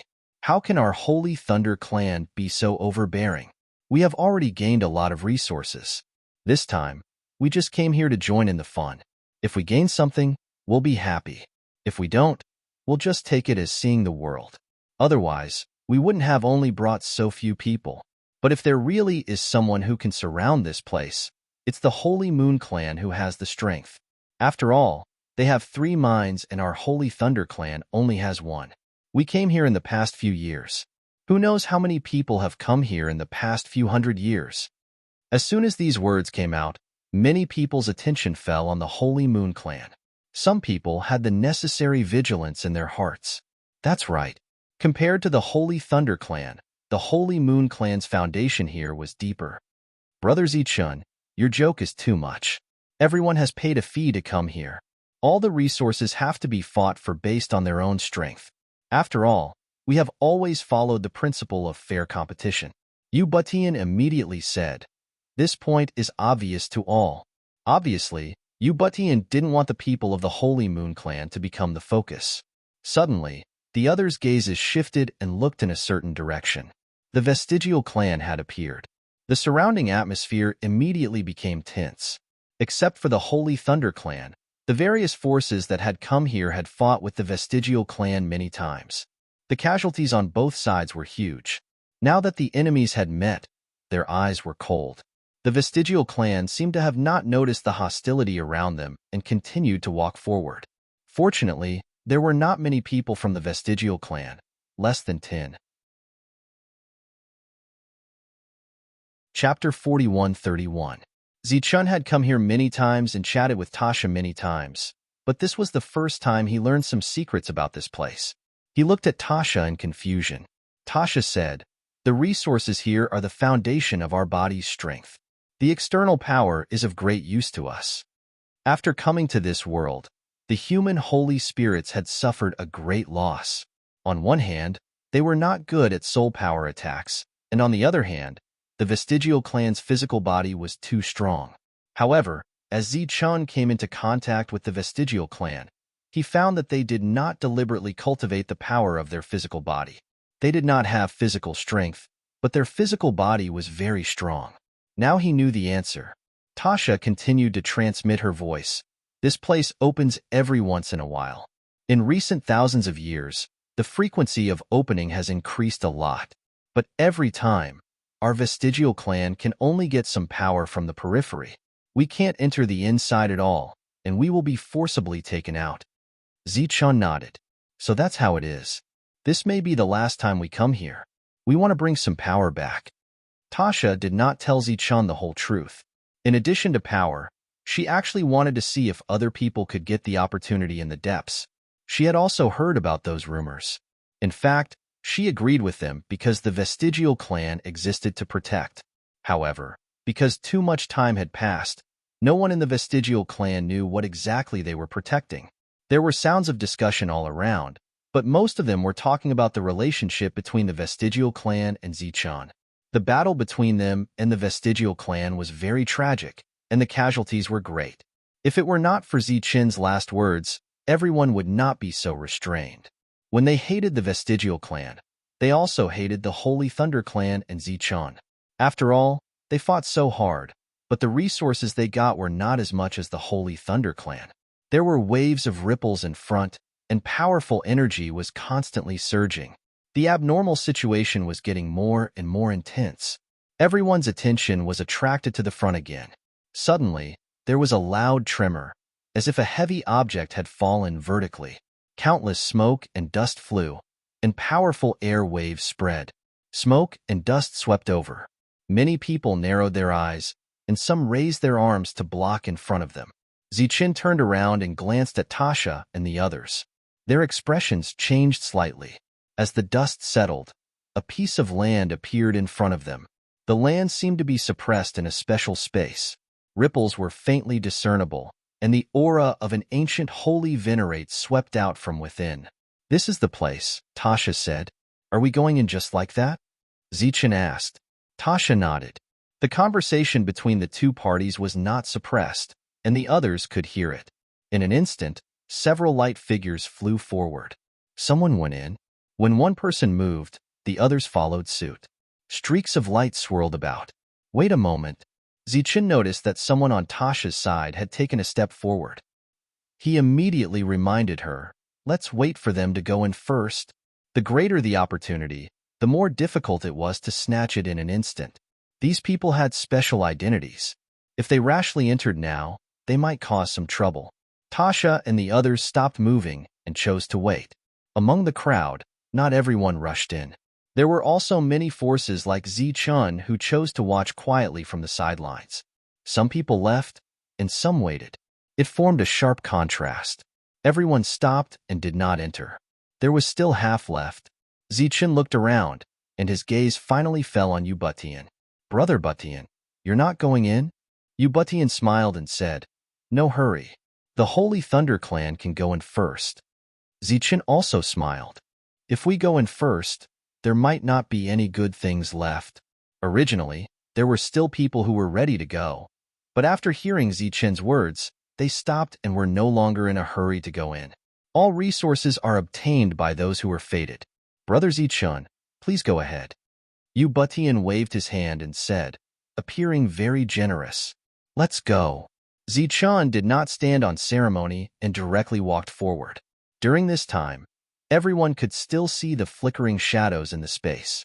Lei Wuxing followed behind Zichun. Other than him, there was also Xiao Lei in the core group. The rest were all core disciples. After Zichen entered, the other forces did not wait any longer and flew forward one after another. Zichun entered the space.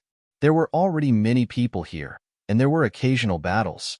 The enemies were some humanoid creatures, and each of them had extraordinary combat strength. After those humanoid creatures are killed, they will be the power we need, Tasha explained. Oh. Zichen's expression changed slightly. He looked ahead and saw a 9-star saint spirit killing a humanoid creature at the same time. After it died, it turned into a pure power and floated in the air. After seeing the power clearly, Zichen's pupils could not help but shrink. This scene was very similar to the strange place Zichen discovered in the Blood Dragon Canyon. The power was also very similar to the Dragon Fiend power. Tasha noticed the change in Zichen's expression and said, "Do you find it familiar?" Actually, the two powers are different. Zichen looked at Tasha, and Tasha explained, "The main difference is that the power here is useful to us, but the power in the Blood Dragon Canyon is useless to us." "You know about the power there too?" Zichen was very surprised. Tez said, "Before you came, we discovered that place. It was useless to us, so we did not pay attention to it. I did not expect it to be a treasure in your hands." Tasha continued, "The power here is limited, and it is the only opportunity we can get here. It's the power of opportunity to strengthen the body." At this moment, a 9-star saint spirit who had killed the humanoid creature and refined its power yelled out. Tasha had already explained it before, so Zichun had some guesses about the use of the power. When he heard this shout, he was not surprised, but he was looking forward to it. But soon, Zichun found that Tasha and the others did not move, so he asked, "Aren't you going to fight for it?" Tasha said, "Let's see how you fight first." Zichen turned around and glanced at the others.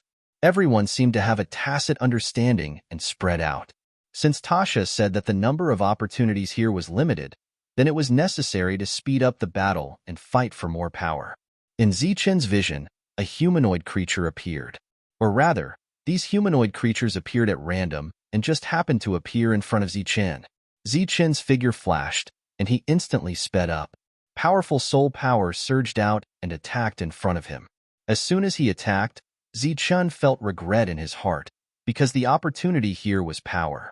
Maybe it was the same as the Dragon Fiend power. Soul power might be ineffective. With a thought, Zichen attacked, and a powerful attack approached. With a loud bang, soul power began to surge. The humanoid creature in front of him disappeared, and a light of power appeared. Chapter 4132. When Zichen was in the Blood Dragon Canyon, he used his soul power to deal with the flood dragon there, but it was useless. He was even mocked by the little fairy, but it seemed to work here. The energy floated in front of him, shining brightly. Zichen reached out and took it. The dragon aura was useless to him, so he wondered if the energy in front of him was effective. With that thought, the energy entered his body and began to be refined. After the energy entered his body, it began to decompose and entered his blood. As the blood flowed, it entered every part of his body.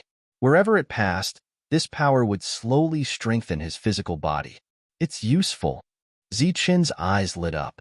At the same time, he discovered the difference between the two types of energy. The dragon aura only strengthened the energy in abdomen, but the energy here strengthened the physical body of the sacred spirit.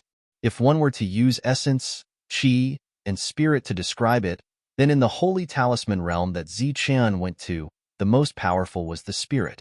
The dragon aura changed the quality of qi, and the energy here strengthened the essence of the physical body, which was also the power of blood essence. The formation of the Blood Dragon Canyon was rumored to be that a blood dragon had fallen in the canyon. Its energy was decomposed, and after many years of changes, it formed the canyon today. What about here? It was similar to the Blood Dragon Canyon. Could it be the place where an ancient sacred spirit had fallen? At this moment, many people had gained something, and were refining the energy they had obtained. While refining, they did not give up on searching for new energy, so the battles continued. Tasha and the others were still standing there. They did not look for opportunities here, but looked at the battles around them. Although they had observed the battles of the sacred spirits more than once, it was the first time they had seen such a comprehensive battle. All the races had come, and their strengths were obviously different. Other than attributes, there were also different techniques. Everyone's eyes were glued to the battle, because in the continuous battle, they were gradually losing their advantage. Our weakness is our strength. I've asked Zichun about this. In their world, there are many defensive items that can defend against physical attacks. They need to defend against our soul attacks, and we need external objects to defend against physical attacks. Tasha said, I've already communicated with Zichun. He has his own place to refine weapons. Once he reaches the outside world, he can trade with us. All of them nodded in agreement. By now, no one was debating whether or not they should believe Zichun. After several years of continuous fighting, the number of lost tribe members had decreased sharply, while the number of enemies had increased crazily. The gap between the two sides was very obvious. If Tasha hadn't reached an agreement with Zichun early on and given them a way out, perhaps the native clan would have already been destroyed. Now, they were just waiting here. They were waiting for this place to be discovered. They were waiting for the Lost Clan's mission to end. Then, they would leave with Zichun. The path of departure might not be smooth, but the Lost Race was already prepared for a big battle. Remember their battle techniques. They may be of great use to us in the future, Tasha said. The few people at the back were silently recording every scene in their minds. At the same time, one of them was holding a memory crystal and recording the battle around them.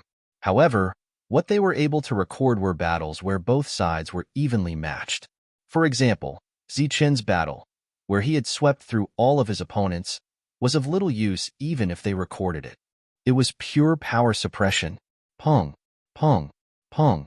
Every humanoid creature that Zichun encountered was killed in one move. Whenever he obtained power, he would refine it in the first place. He could clearly feel the strength of his physical body. Zichun majored in physical body cultivation. He was already extraordinary. Even so, the power here was useful to him. This showed how precious it was.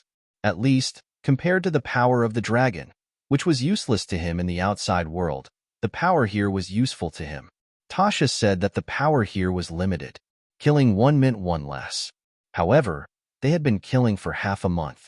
Everyone's harvest was huge. This trip was not in vain. Moreover, everyone had made great progress. Their physical bodies had been improved significantly.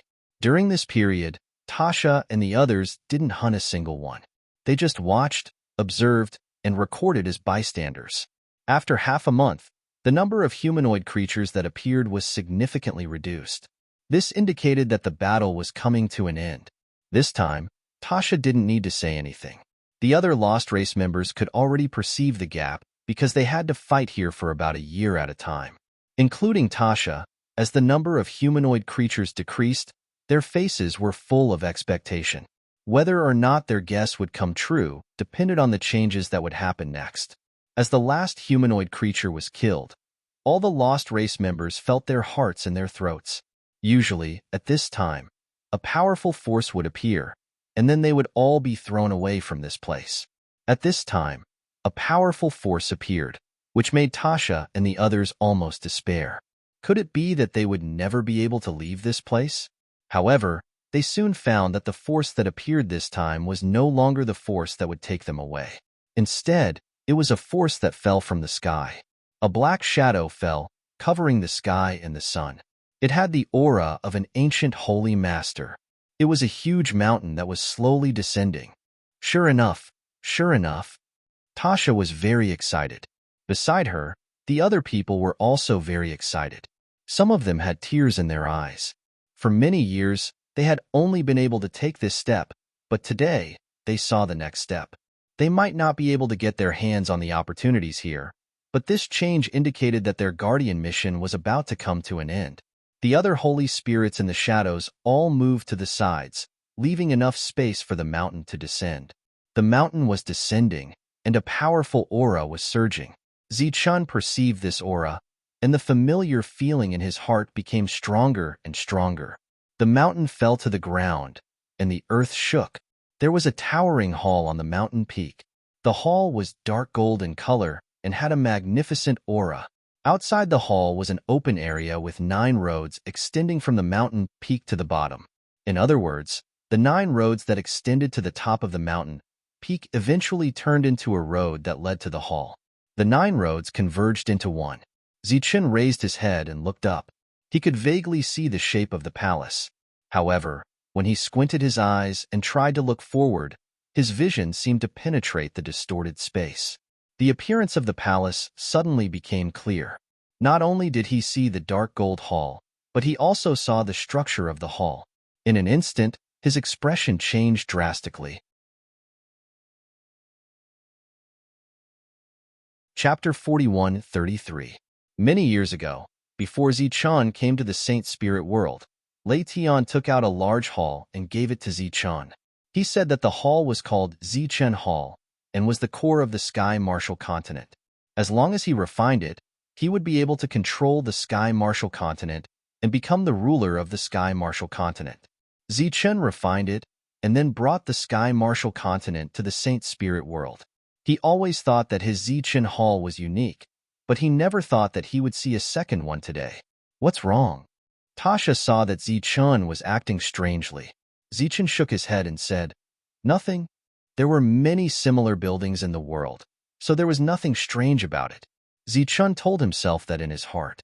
Zichen came back to his senses. At this moment, there were already people starting to climb the mountain.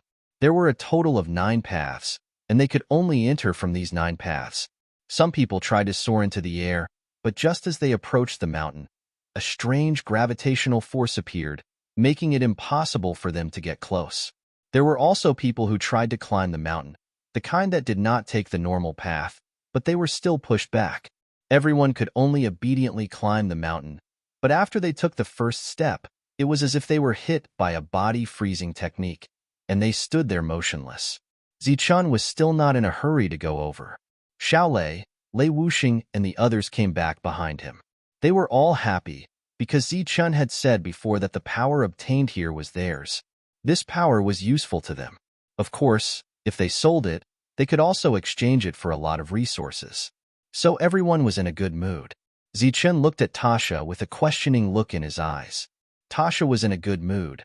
She shook her head and said, "We have never seen this scene before, so we can't give you any advice. Then let's wait and see." Zichen stood there and quietly looked at the people climbing the mountain. After a short while, some people moved and continued to climb the mountain. Looks like it's some kind of test. Zichen's gaze moved and looked at the peak of the mountain. The dark golden hall stood there. If it was not for the different color, Zichen would definitely mistake it for his own Zichen Hall. After a while, the others moved one after another. After moving forward for a while, they stopped again. Zichen asked, "You're not going to try your luck?" Tasha glanced at Tez, who walked forward. The moment he approached the passage, a strange force appeared and forced him to retreat. He turned around and shook his head and smiled bitterly. Zichen said, "Be careful. We'll go up first." Tasha nodded, and Zichen walked forward. Everyone had chosen the same path, and the instant they ascended the stairs, the scene before Zichen's eyes changed. Yu Yang was Yu Yang Long. A long use you. Zi Yu Yang's staff killed Yu. A bright light of power appeared, which was of higher quality than the power obtained from killing Yu Yang. Zichen directly refined this power, and his vision returned to normal. Looking up at the winding path, he could not help but have a look of anticipation in his eyes. He wondered how much power he could get if he continued to climb. Tasha looked at the 9 mountain paths. They were the only ones here. The others were climbing. Zichen paused for a moment, then quickly moved forward again. His speed was much faster than the others. In the other directions, there were similar existences. It was as if many light shadows were climbing the mountain. Tasha and the others stood there, silently watching those people climb the mountain. This was the first time they had watched a battle so calmly. The Saint Spirits of the Saint Spirit realm had shown them a different kind of style. Each had their own strengths. Once there was a way to counter them, each of their strengths could be maximized. Suddenly, A cry of surprise came from halfway up the mountain. A saint spirit was wrapped in a powerful force and thrown out of the mountain. The saint spirit who was thrown out of the mountain was very unwilling, and he went up the mountain path again. But this time, he did not succeed. He was disqualified. He was unwilling, and he cursed, trying to say that he was just careless, and that he was not really a match for them. Unfortunately, no one responded. The world was very quiet. Tired of cursing, the saint spirit turned around, glanced at Tasha and the others, and snorted coldly, then walked to the other side. At that moment, killing intent rose in his heart, but he quickly weighed his own fighting strength and knew that he was no match for them, so he retreated. Then, the second and third saints were thrown out. They landed on the ground, and they were also unwilling. As more and more people climbed higher, more and more saint spirits were disqualified, and more saint spirits gathered. Occasionally, they would look at Tasha and the others, and their eyes were very cold. The eliminated saint spirits had begun to take shape, and they posed a certain threat to them. Sensing their unfriendly gazes, Tess said in a low voice, "Should we retreat first? If we retreat now, it will be difficult to come in again." Tasha looked at the others and said, "Also, they don't have the guts to attack us for now. They are very hostile, and they seem to be ready to attack at any time. Also, they have a lot of people, and we are definitely no match for them." Tess said, "They have scruples about the Holy Thunder Clan, and they all have the power they obtained before. Once they attack us, when Zichun comes, they will not be able to keep their power." Tasha saw through this very clearly. Although many people were hostile to them, not a single one of them dared to make a move. Or rather, none of them dared to be the first to attack. Because Zichun had spread the news more than once that he was a vengeful person, and he would seek revenge in the future. "Do you think you are worthy of joining the Holy Thunder Clan? Stop dreaming." Right at this moment, a cold and indifferent voice suddenly sounded, carrying an obvious intention to target him. A person with more than 10 saint spirits of the Holy Thunder Clan was walking toward them. It was Li's Henghongfong. Because he was too weak, he was disqualified. The others looked like they were watching a good show. They did not dare to target the Holy Thunder Clan, but the people of the Holy Thunder Clan could. "You uncivilized lost clans, what qualifications do you have to join the Holy Thunder Clan?" Li's Henghongfong said coldly. Tess and the others immediately showed anger on their faces.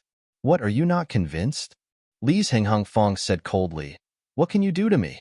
Let me tell you, if you dare to touch us, I promise you will die miserably.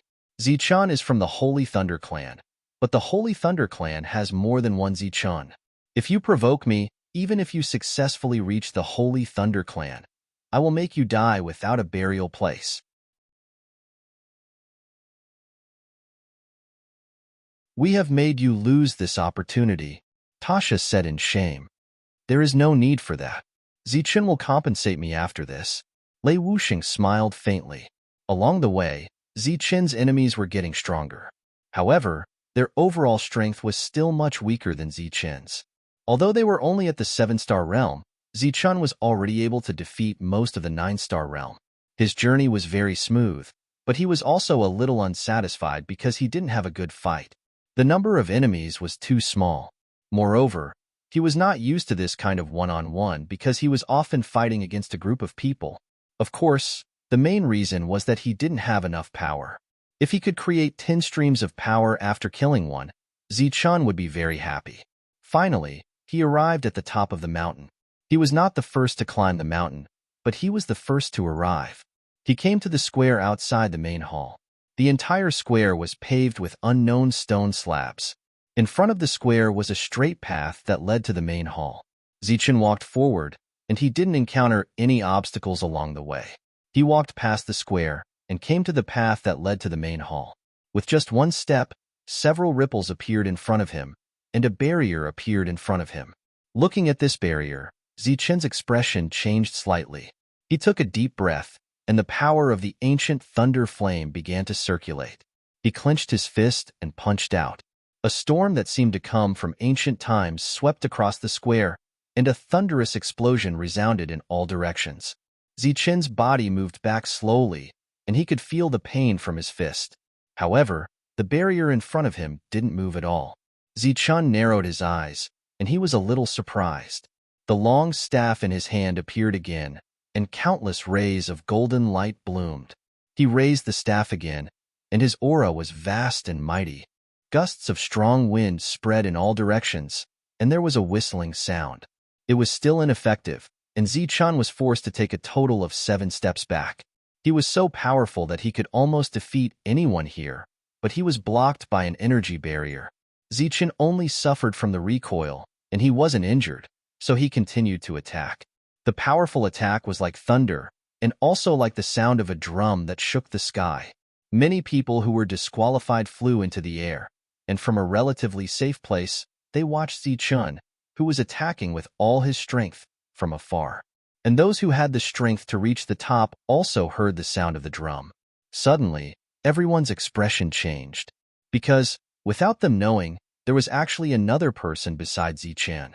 It was a graceful figure, standing beside Zichun, quietly watching Zichun attack. No one knew when she appeared, but by the time they noticed, it seemed that she had been standing there for a long time. "What's that?" Tasha asked. Lei Wuxing shook his head, and then reminded Zichun. But the two of them seemed to be in different spaces, and no matter how Lei Wuxing's voice shook, Zichun still didn't respond, and was still attacking with all his might. Until the second person appeared on the peak. He also heard the sound of the drum, and at this moment, saw the scene in front of him. Zichun was attacking a barrier with all his strength, and there was a figure standing beside Zichun, whose feet were off the ground, and whose body was flickering like a ghost. Her body was sometimes illusory, sometimes real, and sometimes illusory. He was stunned, and didn't dare to rush forward. "Little brother, you can't do this." Suddenly, a giggle came from beside him. Chapter 41:35. Zichun turned his head and saw the woman. Subconsciously, he tightened his grip on the black staff in his hand. Her body was suspended in the air, and her figure was sometimes real and sometimes fake. She looked like a real ghost, which was a little strange. Moreover, Zichun didn't know when she appeared or how long she had been here. "What are you looking at? Have you never seen such a beautiful big sister?" The woman winked at Zichun. Coincidentally, her body had disappeared, and only her eyes were visible, which made her look particularly scary. Fortunately, it was daytime. If it was nighttime, it would be scary. "Who are you?" Zichun tightened his grip on the staff and subconsciously took a step back. "And who are you?" The woman didn't answer, but she asked a question with a smile on her face. "Zichun." Zichun looked at the woman, his expression still vigilant. "Who sent you?" The woman pointed at the hall behind the barrier and winked at Zichun again. Fortunately, her body didn't disappear this time. Zichun suddenly understood and said in surprise, "You're the gatekeeper?" The woman looked at Zichun seriously and then nodded seriously. "You can say that." At this moment, many people had already reached the peak, but they didn't rush forward. Instead, they stood in the distance and watched Zichun's situation. The woman looked back at those people and said, "After the time it takes to burn an incense stick, those who haven't reached the top will be eliminated." Her tone wasn't so polite to others, and the smile on her face had disappeared. Zichun also retreated to the side. Previously, he had attacked repeatedly, but he couldn't shake the front at all. In addition, the appearance of this figure proved that there were rules here that needed to be followed. The others were also waiting. People continued to climb the stairs, and at a glance, there were more than 1,000 people. The figure of the figure was still fading in and out. The platform was silent. After the time it takes to burn an incense stick, the woman's figure looked at the people around and said indifferently, "Those who haven't reached the top will be eliminated." A powerful force suddenly emerged from the 9 paths. Those who were still halfway up the mountain, and those who were close to the peak, were sent flying. The others braced themselves and looked ahead. A new test was coming. The woman looked at the crowd and said, "If you want to enter, it's actually very simple. You just need to survive." Everyone was puzzled. What did he mean by going in alive? The illusory female figure raised a finger and continued. "In other words, only one person can enter alone?" Everyone was stunned for a moment before whispers could be heard. There were over 1,000 people here, so what was going on if only one person could enter? Zichen also looked at the illusory figure and could tell that the other party was not joking. The illusory female figure stretched out 2 fingers and said, "There are 2 methods. Do you want to hear them?" The discussions in the surroundings immediately stopped. Everyone looked at the other party, whose figure had become illusory. The woman's figure appeared, and she said, "The first method is simple and violent, which is to fight until the last survivor. The second method was relatively simple, and that was for everyone to sit down and discuss who was more suitable to enter.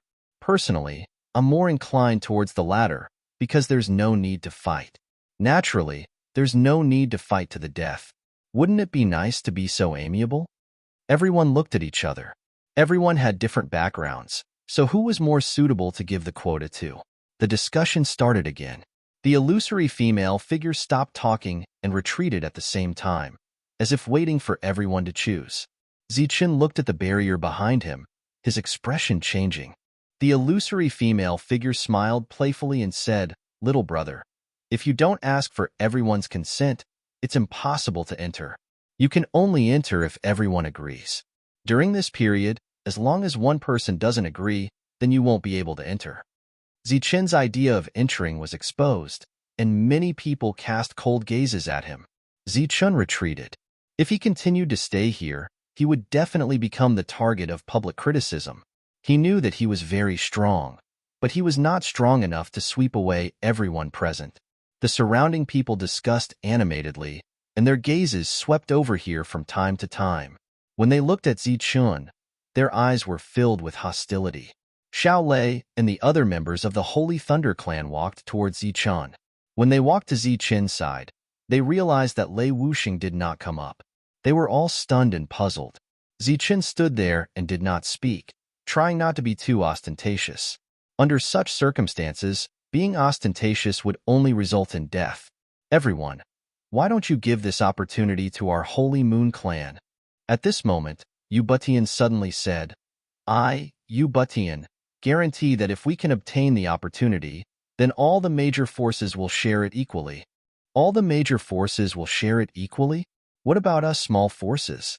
A woman's voice sounded. It was Cui Jing. She looked at Yu Butian and said, "There are many forces here, so how can it be fair? Or rather, who should take more and who should take less?" The surrounding people nodded. This was indeed a problem. Yu Butian said, "Then I wonder if anyone has any opinions. After all, only one person can enter." Everyone was silent. No one could give any opinions on this matter. There was not even any room for discussion. Zichen looked around. Although it seemed that everyone was silent, they were all secretly communicating. With so many opportunities, it was impossible to give them to any force casually. Even if they could not obtain it, no one else could. It was better to die in glory than to live in dishonor. This was the motto of almost all the forces. The atmosphere was silent. Everyone had their own thoughts. "Oh, I forgot to tell you. If you don't want to participate, you can abstain. If you participate, there will be a time limit." The woman's projection stretched out a slender finger and said, "If you can't choose a suitable person within 2 hours, then everyone will be disqualified." As soon as she said that, everyone's expression changed. Almost without hesitation, a battle broke out. Brother Zichen, at this time, the major forces should join forces and drive away the other small forces first. Yu Butian's voice sounded in Zichen's mind. Just as this voice was heard, Cui Jing's voice also sounded. "Zichen, we small forces are willing to form an alliance with the Holy Thunder clan?" "That's right, we're willing too." Then, another person yelled. Unlike Yu Butian, these voices were out in the open. They obviously wanted to form an alliance with Zichen. As a result, the situation became interesting. The various forces did not want to form an alliance with the major forces. They only wanted to form an alliance with Zichen. On the other side, Yu Butian transmitted his voice again and waited for Zichen's reply. The woman's projection stood at the side and chuckled. Most of her eyes were on Zichen. Zichen stood there without moving. The others had already started fighting. The major forces immediately joined forces to drive away the small forces. Only Zichen's Holy Thunder clan did not move. "Zichen, we can only survive if we join forces. Otherwise, after the major forces drive us away, It will be your Holy Thunder Clan's turn next. Do you really think they are willing to form an alliance with you? Cui Jing's voice sounded again. Someone had already attacked her. Chapter 41:36. Since the battle had already begun, Zichun no longer hesitated. He chose to remain neutral. It was better for both sides to fight first to preserve their strength. As if they had seen through Zichun's intentions, the battle continued to draw closer to him, and waves of aftershocks spread out. If Zichun wanted to remain neutral, of course, they wouldn't agree. Protect. Looking at the crowd that was gradually approaching, Zichun only said 2 words. Several holy spirits of the Holy Thunder Clan immediately stepped forward and jointly propped up a defensive light shield, blocking all the aftershocks outside. In another direction, the leader of a large force gave an order. An attack that seemed to have missed its target slanted and landed on the protective light shield. With a loud bang, the light shield began to tremble. Ripples appeared, but it didn't collapse. Zichun's gaze fell to the front and locked onto a person. At this moment, a second attack appeared and, accidentally, landed on the light shield again. The woman's shadow looked at this scene and said with a smile, "Little brother, you can't do this, okay? If you don't join the battle, you will become the target of siege." Boom, boom, boom. More attacks came and directly destroyed Zichun's protection. Kill. Zichun held the staff and shield in his hands, shouted, and took the lead to rush out. His target was the first person who missed its target. Regardless of the other party's identity, Zichun smashed down with his staff. With a loud bang, the other party's body flew out and landed outside the mountain peak. This person was disqualified. Then, Zichun's figure flashed again and appeared in front of the second person, smashing down with his staff again. This person was the second person to attack the Holy Thunder Clan. Boom. As expected, the other party was disqualified with a single strike. Zichun's attack was very measured. At least, he didn't immediately kill them. Those who were disqualified could only watch from outside the mountain peak. On the mountain peak, Zichun smashed down one person with his staff. There was almost no need for a second strike. Someone in the crowd shouted, "Kill Zichun first." With him here, the others don't even have the right to do so. In an instant, dozens of energy beams shot towards Zichun. A shield appeared in Zichun's hand. The light dumbly enlarged and blocked these attacks. Zichun's figure retreated continuously. The light shield had only blocked a portion of the attacks, but not all of them. This was because many of them were power attacks that were exceptionally ferocious. Fortunately, Zichun's physical body had also improved a lot, so he was able to block most of these attacks. After the first wave of attacks, another wave of attacks came. In an instant, all the attacks were directed at Zichun. Facing a siege, Zichun could only defend himself. "Zichun, we're here to help you." Cui Jing rushed towards Zichun and blocked an attack for Zichun. At the same time, 2 9-star holy spirits came to Cui Jing's side, one on the left and one on the right. At the same time, several people came to Zichun's side and blocked several attacks for Zichun. The rest of the Holy Thunder Clan stood guard around and fought with others. In short, the current battlefield had become extremely chaotic. It was no longer easy to distinguish who was an ally and who was an enemy. As long as there was an opportunity to attack, allies could become enemies at any time. The battlefield was extremely chaotic. However, the woman's illusory figure stood at the side and watched the show. In her eyes, those life and death battles were just wonderful performances. After a quarter of an hour, more than half of the people on the platform were gone. The forces retreated, and there was a brief pause on the battlefield. On Zichun's side, several people had been eliminated from the previous chaotic battle. Now, there were 5 people left, including Little Ray. Next to him, there were only 3 people left. As for the other forces, there were not many left. Some forces had even been completely eliminated. Relatively speaking, the major forces still had the most people. Everyone retreated to the periphery, leaving the battle zone in the middle. There were bloodstains on the ground, but there were no corpses. The atmosphere was silent and very solemn. Zichun suddenly walked out. His eyes swept through the crowd and finally fell on Lei Jinghongtian. He said coldly, "Because of your selfishness, You've caused an extreme core to lose his qualification. Lei Zheng Hongtian said angrily. I don't know what you're talking about. Zichun walked towards Lei Zheng Hongtian. Since you've chosen to be shameless, then I don't need to give you any face. Outside the crowd, Lei Zheng Hongtian's face immediately changed when he saw this scene. Obviously, Zichen was going to attack his big brother. This made him very anxious. He cursed loudly, but unfortunately, his voice could not be heard inside. Zichen, we're all from the same clan now. We should join forces against the outside world. A 9-star holy spirit beside Lei Zheng Hongtian said in a deep voice. Zichen smiled sarcastically. You don't deserve to be part of my clan. As soon as his voice fell, Zichen instantly sped up. Like a stream of light, he went straight towards Lei Zheng Hongtian. The others immediately retreated. They did not expect that the end of a chaotic battle would turn into a personal grudge battle. However, everyone was happy to see this scene. As Zichen rushed towards Lei Zheng Hongtian, several 9-star holy spirits rushed out to intercept Zichen. Get lost! Zichen shouted angrily. A powerful energy surged out. He had directly mobilized the power of the ancient thunder flame. An all-out attack. Boom! The energy roared. A 9-star holy spirit was sent flying and lost his qualification. Chapter 41:37. Unsurprisingly, Lei Zheng Hongtian was swept away by the staff and lost his qualification. Blood spurted out of his mouth in mid-air. Lei Zheng Hongtian stood in the air outside the mountain peak. His eyes were spitting fire. He had previously communicated with several major forces that the Lei Zheng family would get a share of the resources. However, Zichen had eliminated him. Naturally, the previous agreement was not valid. He turned around and wanted to vent his anger on the bereaved. However, he never thought that Lei Wuxing would be standing there. His eyes were cold and full of warning. Humph! Lei Zheng Hongtian snorted coldly. He could offend Zichen, but he would never dare to offend Lei Wuxing. Lei Zheng Hongtian was disqualified. Zichen's face became pale. He was very powerful and had disqualified dozens of people.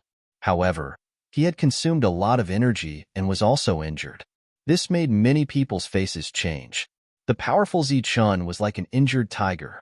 Was there an opportunity to take advantage of this? Zichen withdrew his staff and glanced around. Many people subconsciously avoided his eyes. Zichen slowly walked towards the place where the Holy Thunder Clan was located. During this period, many people looked at his back and their expressions changed. What is this called? Letting everyone relax their vigilance in advance? Cui Jing muttered as she looked at Zichen, who was walking back. Zichen was also very clear that the major forces would inevitably take action against him after the small forces were disqualified.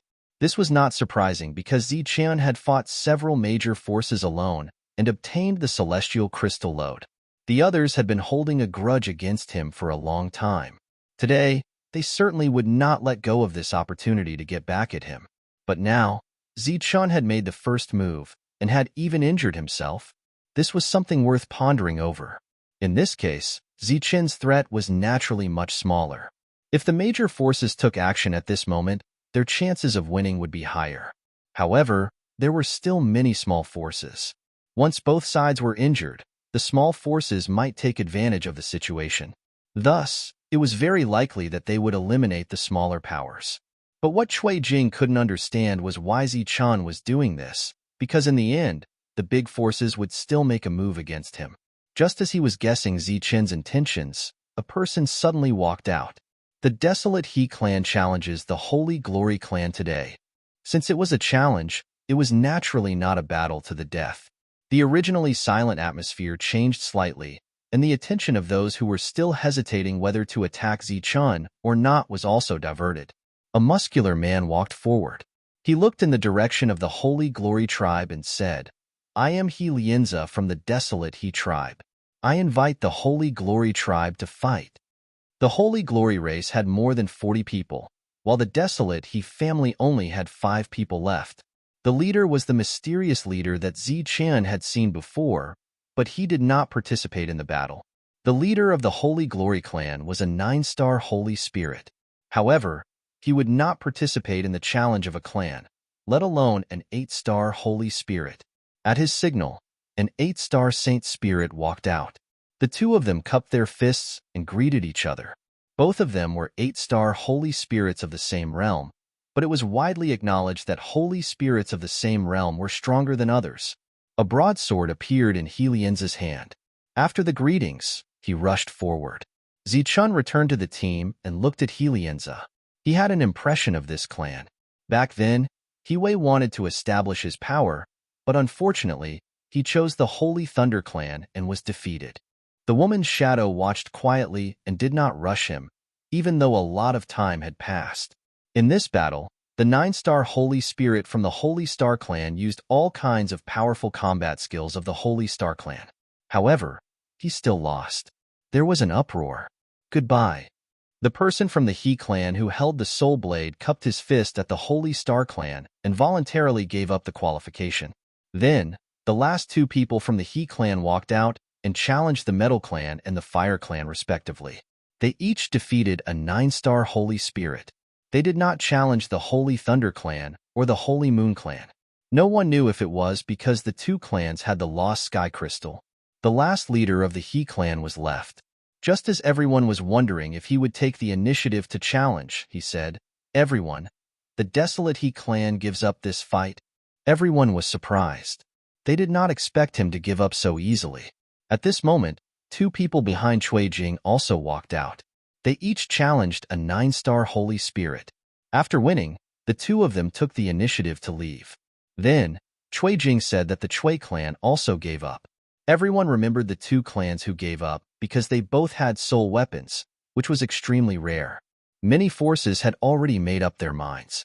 After leaving here, they would ask the two clans if they had any extra soul weapons to sell. After the individual battles ended, another chaotic battle broke out. The major forces still joined forces to defeat the smaller forces. During this period, the Holy Thunder clan was also not spared. The number of people around Zichun decreased one after another. In the end, only Zichun was left. At this time, the smaller forces had all been eliminated. The remaining ones had all given up. There were still nearly 100 people on the major forces' side. After all the conflicts were over, the nearly 100 people looked at Zichun with extremely cold eyes. Obviously, it was the Holy Thunder clan's turn next.